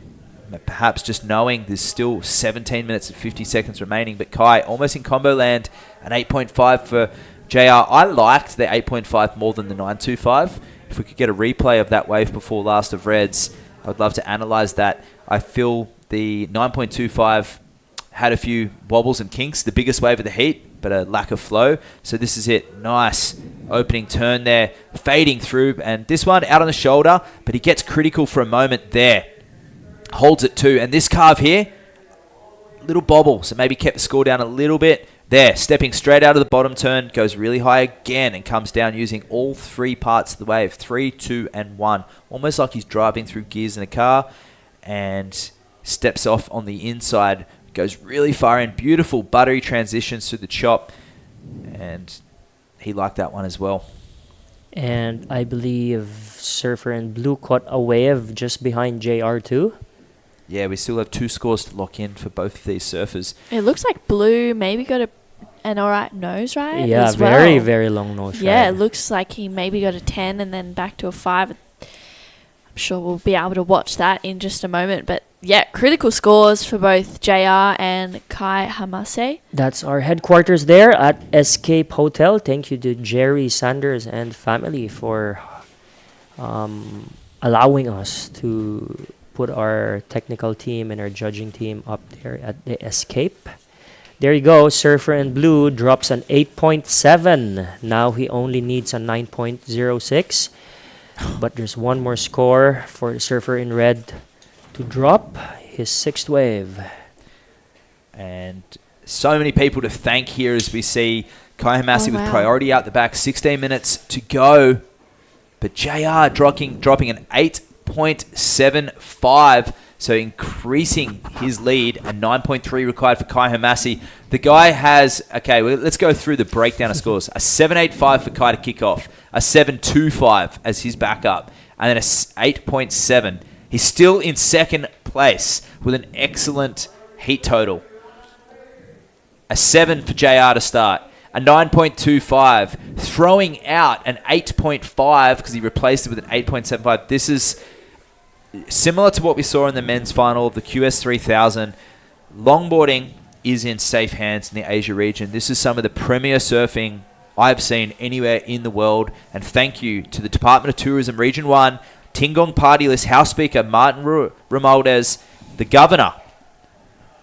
15 minutes remaining, Rafael Ortega David, and the DOT Region 1 Director Jeff Ortega and Mayor Arturo Valdres for hosting us here. This is so crucial to the pathways, and you're looking at the rewards and the fruits of your success with JR Esquivel, the pride of the Philippines surfing community, looking like it's going to be a Philippines clean sweep. 15 minutes to go with Marimar taking out the men's side of the draw on the shortboards, and JR currently into a healthy lead. But I'm looking down the rankings as well for the men's. Great signs. Japan on top, JR equals second. The Indonesian equals second. Kanoa, the 15-year-old from Korea, in third. I wish he came here. I think wish he's he in Hawaii. did too. I think And, he's in and Hawaii. actually, Kim Dong-kun will increase his points as well. But a big shout out to young Kanoa, a huge future for him, short and longboarding. And that's been almost the story of this event so far, the multidisciplinary surfing that we've seen across the board, with a lot of these surfers surfing the short and long on the women's side of the draw and the men's side of the draw. So a bright prospect, and I'm so stoked to be here to call this right now, Luke, and thank you for having both Drew and I and John Carby and Jerry as well along for the call, because this is grassroots surfing epitomised, and the dream that you guys had through OOPSA a number of years ago is now being realised at WSL level. Yeah, for sure. This is the main goal for us when we started doing national events, down from grassroots to national events to training programs to going to other provinces and meeting other grassroots, to getting everyone with the same passion involved in the organization. And here we is right now. This is a team effort, and I would like to thank those people who did competitions way before we did. Thank you to Aki, thank you to Olin. They were the ones who started doing national events when I was growing up, so I would want to acknowledge their help too. And here we are now, local boy against Japanese here in the finals, and yeah, JR with a 9.25 and an 8.75 with an 18-point total, and surfer in blue with priority still has 12 minutes, needing a 9.30. And we'll get a replay of those excellent waves of JR shortly as well. And our other sponsors, San Miguel, Vans, Alima, Clean Canteen, MVP Sports Foundation, Bagong, and La Pilipinas. Cantina, Kermit, Seabuds, of course, Converge, Floats of Jetsam, where we're going to have the closing party. After party, yeah. Yeah, was that going to be tonight? Yep. Oh, no, it's going to happen on Sunday. Sunday night? Here we go. Server in blue needs a 9.30. Talk to us. Oh, he's out of there. You can hear the crowd cheering at the misfortune of Kai Hamasi there, so that can't feel good. He knows that he's up against it, but he also knows that he has an 8.7 and a 7.85 true. From a competitive standpoint, it's a tough one. He got a 9.5. I think he got a 9.5 in his quarters or the semis, so definitely he can do it out there. Yeah, he is well. We've seen him all week dropping 9s and 8s, and I think, for him right now, he's not really put a foot wrong. It's just that JR has done everything right and more. You know, he's got the hometown advantage. He's got the locals here. He's got a little bit more experience maybe on the World Longboard Tour. And I just feel like, JR's just in sync out there right now. He's in rhythm. And like you said before, you were talking about, dancing to songs. And I think he's doing everything right now. And just think about the scope of the WSL in the last 2 weeks and the weeks coming up. We had the WSL Big Wave World Tour kick off there at Nazare. We have Pismo Beach has the QS 3000 right now over there in Central California. And way over here in La Union in the Philippines, we have the Asian region qualifying event with our QS 3000 and the longboard QS, but Pipeline Masters will kick off very shortly as well. So a lot of action this January and February. We're going to be heading to Belair actually next week as they are getting barreled over there in Pipe. We're going to be showing the world what Belair looks like to the WSL. It's a long beach break. There's a few waves nearby that we can't wait to free surf on as well.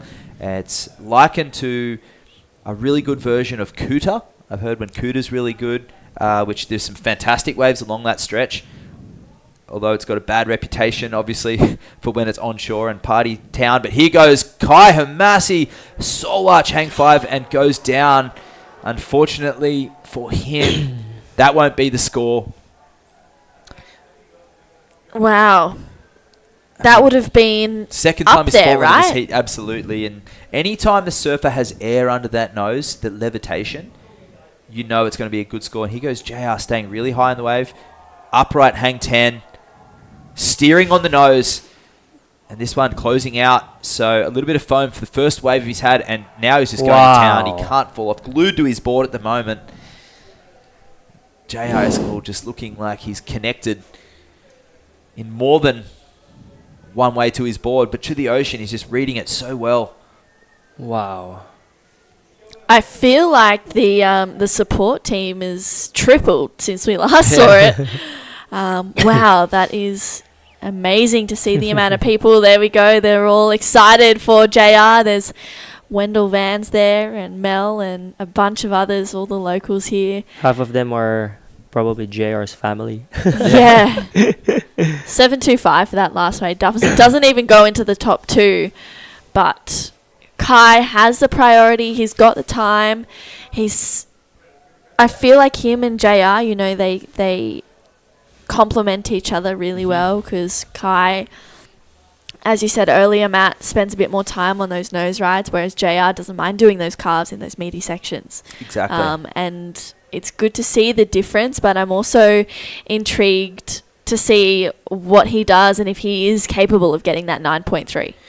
I think, well, he certainly is capable of getting the 9.3. It's just finding the wave right now. He'll regain priority. He goes JR, that upright bolt hang 10. That one, to be hypercritical, a little bit out on the face, and they're just a beautiful flowing re-entry. We had that song earlier in that post-heat interview I was talking about, Stormy by the Meters, and it was to Joel Tudor surfing in his trademark film Longer by J Brother back in the mid-2000s, and he's on a yellow surfboard very similar to the outline that JR's riding right now. And when I was watching him surf earlier, I kept thinking of that song. I kept the way he was drawing his lines and riding really high and using all the wave. That's how I envisioned surfing a board like that. And for that song to come in the post-heat was real goosebump moment, completely coincidental.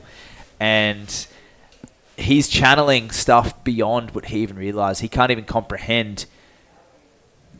I can't comprehend the depth that he's reaching into right now. It's such a connected performance that he's shown in this event. A different style of surfing, a different type of board.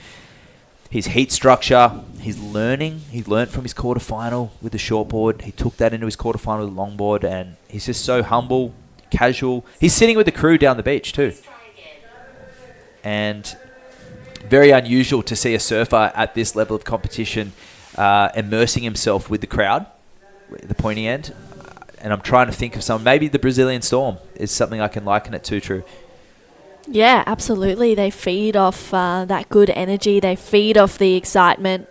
I feel like, I mean, it's maybe a little bit different, but even at ABB battles, you sit with your board riders group and they all hype you up to get ready, and you're running out and you're hearing the whistles, and you know, then that you get in the zone and you go, well, I've got everyone supporting me here. There's no other option than to perform. And I think for JR, you know, he was already going to perform, but I think that this support that he has right now, I mean, look at that on screen, the support, the love for JR as well. I think that's really made him just shine even brighter.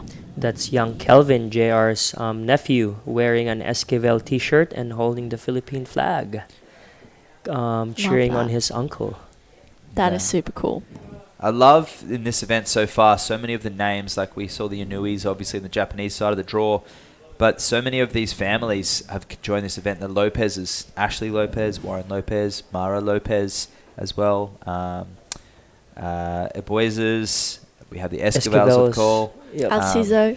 Absolutely. You know, and it's this family affair. It's this connection to the ocean. They're born by the ocean.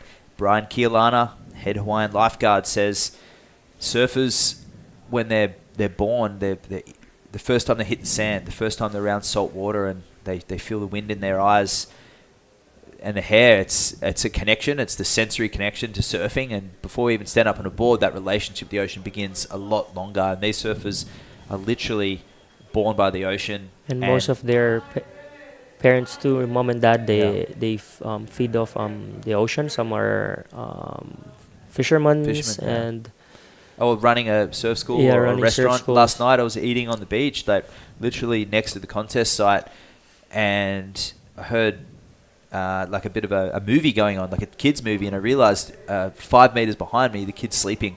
The high tide was a couple of metres in front of me as well, so he's hearing, and if not, gets washed. Would water come into some of their homes? When we have typhoons, yep, definitely.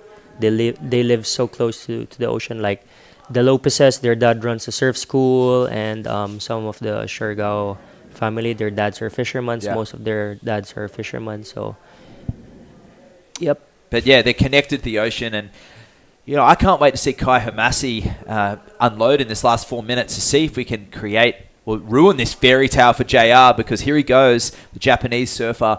I'm a huge fan of him, as is everybody. Ooh, snapping that one, a little bit more critical. He's looking for something down the line, and he goes complete on that wave.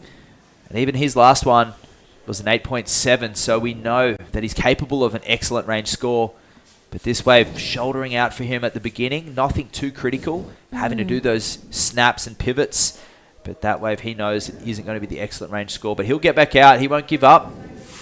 He's a fighter, and he'll get 800 points if he comes in on second to go. That 1,000 from that win that he had over in the wave pool, he'll move to Belair in first place, and he'll take a lot of confidence knowing that he's in that leading spot. He deserves to be on the World Tour too. He's had that approach for many years. I've seen him at 2019. He came over to Noosa, the Festival of Surfing over there in March, and just put on such a polished, clean performance. And here goes JR. Here we go, surfer in red, straight to the nose, hang 10, and a nice carve, and go straight back to the nose with a quick 5, and he's out of there. He will probably wants to get out there, sit there, and wait for Kai and have priority. Kai throwing away another 6.25. He's had 9 waves to try and chip away at that requirement, and he's been behind the whole time. JR is just on an absolute roll. One of the most comprehensive performances I've seen in the last few years. I think back to some of the heats in Taiwan that Taylor Jensen had, Edouard Dopero as well. Some amazing surfing that those guys have performed over the years. But the Asian region QS is on fire. One of the most competitive QS finals that I've ever been a part of, and I'm glad I'm not surfing in it and I'm watching it from the beach, True. Yeah, absolutely. It's always a pleasure to be able to watch events like this, and especially finals like this where both competitors are just, you know, really pushing each other for the best. I mean, JR, he's a 9.25 and an 8.75. It's a tall task, and I feel like Kai Hamase is the other surfer that can really challenge for that. And it's cool to first of all be able to see this and be able to see JR, you know, really thrive in his hometown, and also Kai, you know, not give up. A 9.3, a minute and a half, he's up and riding. Wow, just the consummate professional Kai holding that 5 through the section and nosedives again. So board choice, I mean, not a bad board choice clearly, but a very neutral longboard shape. You can see the nose and tail very similar in width, and just doesn't have any of those standout moments that JR's going to the rail and he's getting most of his points in the rail. But the advantage is putting himself so deep in the pocket. Although that board's not a nose rider or even conducive to nose riding, the way he's able to go really high on that board and get that nose ride straight off the turn is where he's getting the points. And a testament to the longboard criteria. Thank you, Wingnut. Thank you, Will Hayden Smith. Thank you, Devon Howard. Thank you, Joel Tudor. Thank you, Sam Bleakley. Thank you, Kira Seal. Thank you, the WSL, for believing in longboarding and providing this platform for these surfers, because we're seeing history in action right now. New regions unlocked, these coastal hamlets like San Juan, La Union, Philippines, Balair, Baru Caras. We're seeing Taito and Chiba. We're seeing Manly, Freshwater. We're seeing Byron Bay, Noosa. We're seeing all along the west coast of Europe. We're seeing India. We're seeing Korea, all of these places in the world that are, and Kuta Beach in Bali as well, where longboarding is the dominant form of surfing. And let's make it a beautiful vision, because there's JR Esquivel, the winner of his local event, the La Union International Pro, the LQS champion. He'll get 1,000 points and a whole heap of prize money. The local boy comes up trumps. made it through to the World Tour last year, re-qualified, and he's here just to support and push that next gen, knocking out some of his best friends along the way. And it's absolutely history in the making there. The beautiful waves of La Union, the 2024 International Pro winner, J.R. Esquivel. He'll shoot straight to equal second on the rankings. And I can't wait to see his post-heat interview with about 20 of his best friends and family. Luke, how are you feeling right now?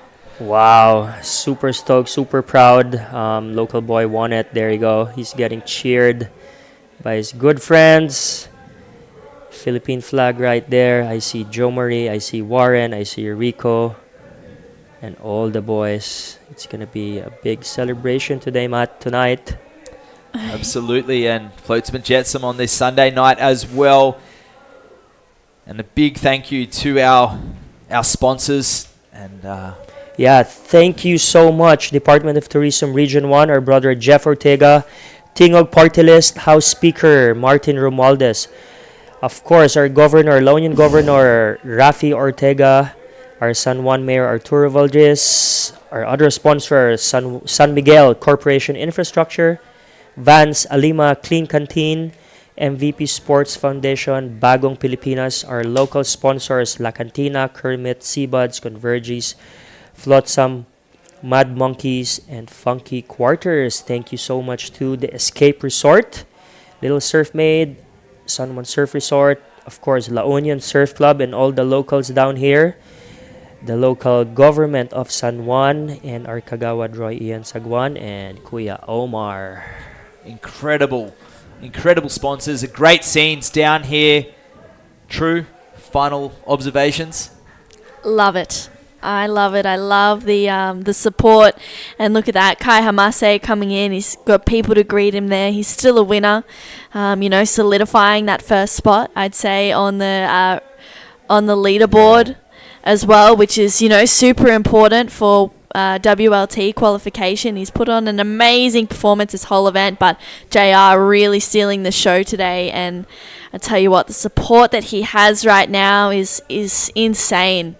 And I think, as you said, Luke, there'll be big celebrations tonight. Yeah, on behalf of Philippine Surfing, we would want to thank everyone who came here to support, to watch, and of course you guys, True, Matt, and all of the WSL crew. I know you guys some flew from America, some flew from the US, some flew from Europe. So thank you for your time, and we really appreciate all the inputs, all the insights you've been giving to us. And yeah, it's going to be the next few days are going to be fun before you guys head to Balair. And the future of Philippines longboarding is super strong. And the Asian region, of course, Kai Hamasi, a performance to be proud of, 16.55 heat total and an excellent range score in each of his rounds to get on his path to the final. I mean, throwing away a 6.25, a 7.25 along the way.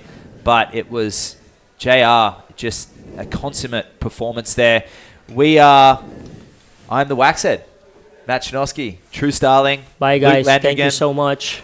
We're going to check out what JR's got to say on his post-heat interview very shortly, and there are sponsor boards behind us. And thank you very much for tuning in, watching that next gen of Filipino longboarders, Asian region longboarders, and also in the shortboard side of things, seeing Marimar take that win. John Mark in Tukong. We're going to go to a break, and we're going to come back for the interview with J.R. Esquivel. Don't go anywhere. First up, can't stress enough. You're gonna lose a little, and it's gonna be tough. Hit the ground running with your super stuff. Get caught, get loose again. Everybody asking what's happening. Let them know about the refashioning. Get hot, get hot, get hot, get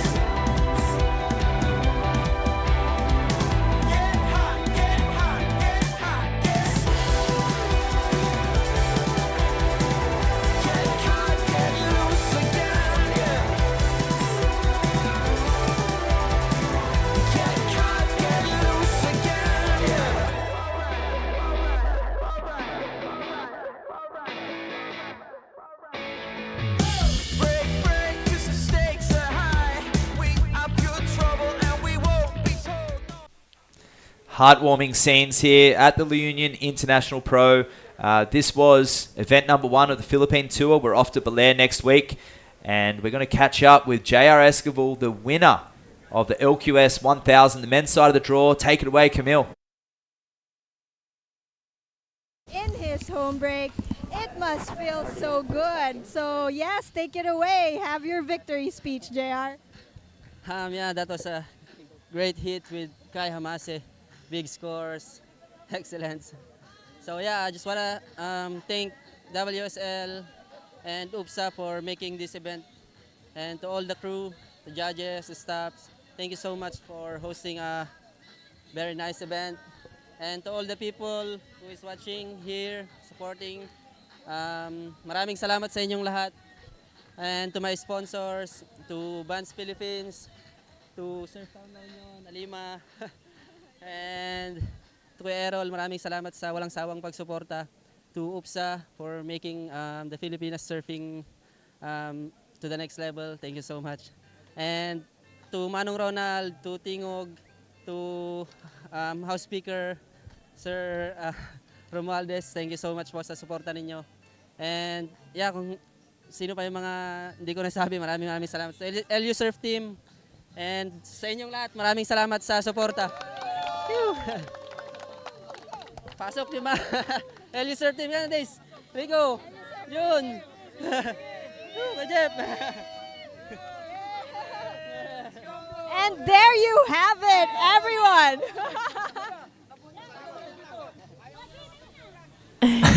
So, yeah. So there's something called the cheering. Whenever a champion wins, he is lifted on the shoulders of his fellow teammates and countrymen.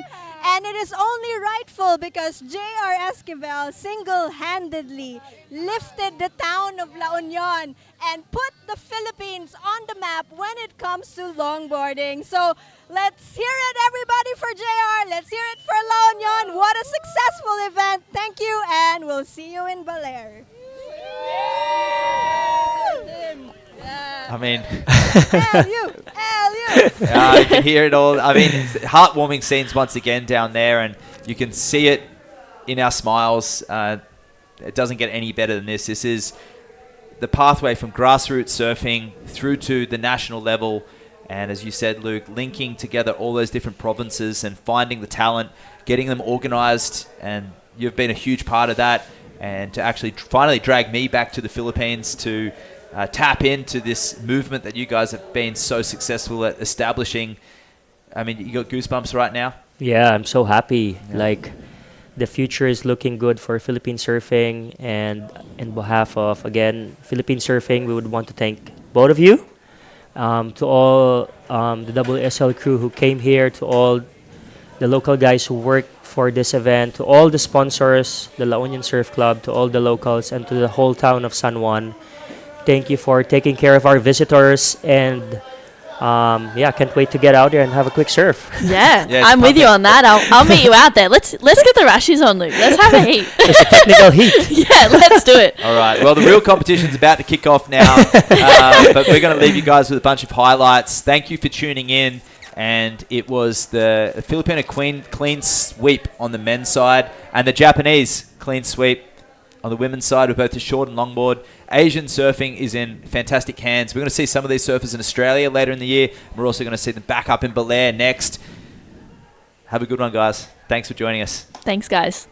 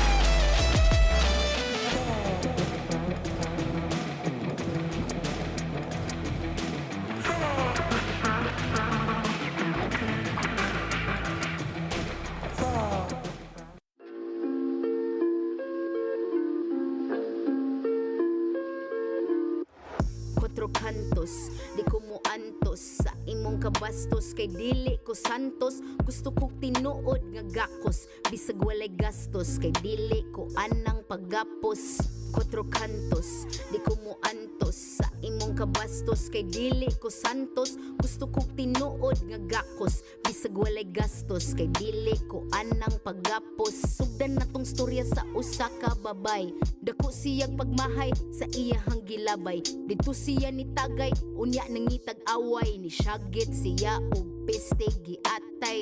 Di kadawat siyang kahimtang kay iyang nakitan, giduwa-duwaan ra siya og giatikan. Lami kay labtikan kalimtan, ali na dire kay ato ang ablihan. Ang quatro kantos, di ko mo antos sa imong kabastos kay dili ko santos. Gusto ko Let's wander La Union's Tangadan Falls. The perfect side trip after surfing the waves. Hike along the scenic trail and be greeted by the majestic 50-foot falls. Whoa! The best part? A dip in its cool, refreshing waters. Seek more thrills in La Union. Let's wander the 100 islands of Pangasinan, 124 to be exact, each with their own hidden secrets to be explored. The islands are connected by the Lingayen Gulf, and bridges, and even zip lines that let you fly from one island to the next. Woohoo! There's hundreds of adventures to dive into when there's 100 islands to explore. Let's wander the Ilocos Norte sand dunes. If you want to get down and dirty, this paradise is thirsty for adventure. Just choose your ride and rush through landscapes that are always changing.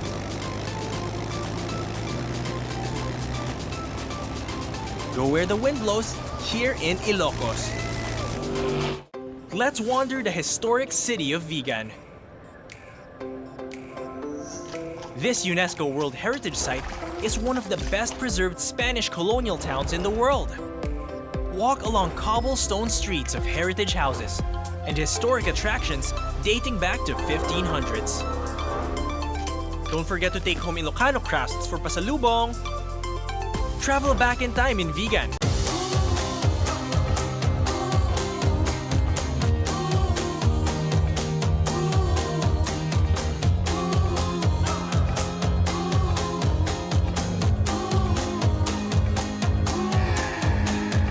We are the keepers of the flame, sharing our hope so you can feel the same. We are the children of the light, keeping the whole fires burning bright. We'll make them see that this is our time. We got the love, we're gonna let it shine, bright enough to push back the dark, a fire raging from the smallest spark. Hold us up and we'll do something that will change the world. We lit the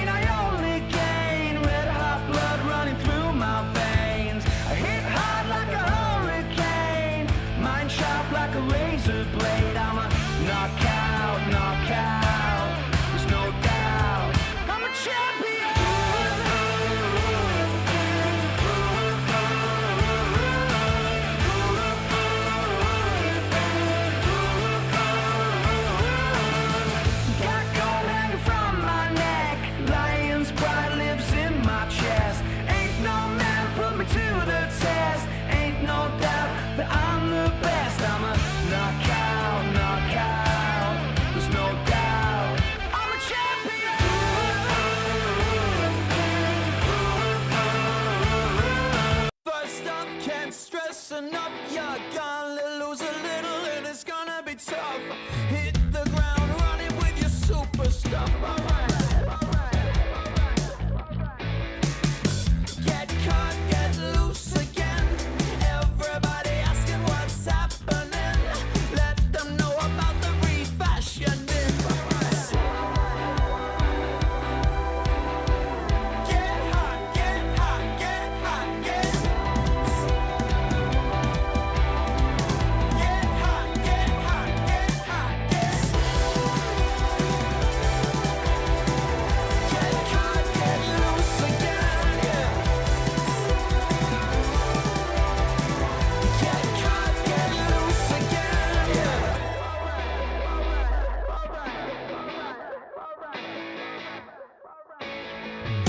Break, break, 'cause the stakes are high. We are pure trouble and we won't be told no street.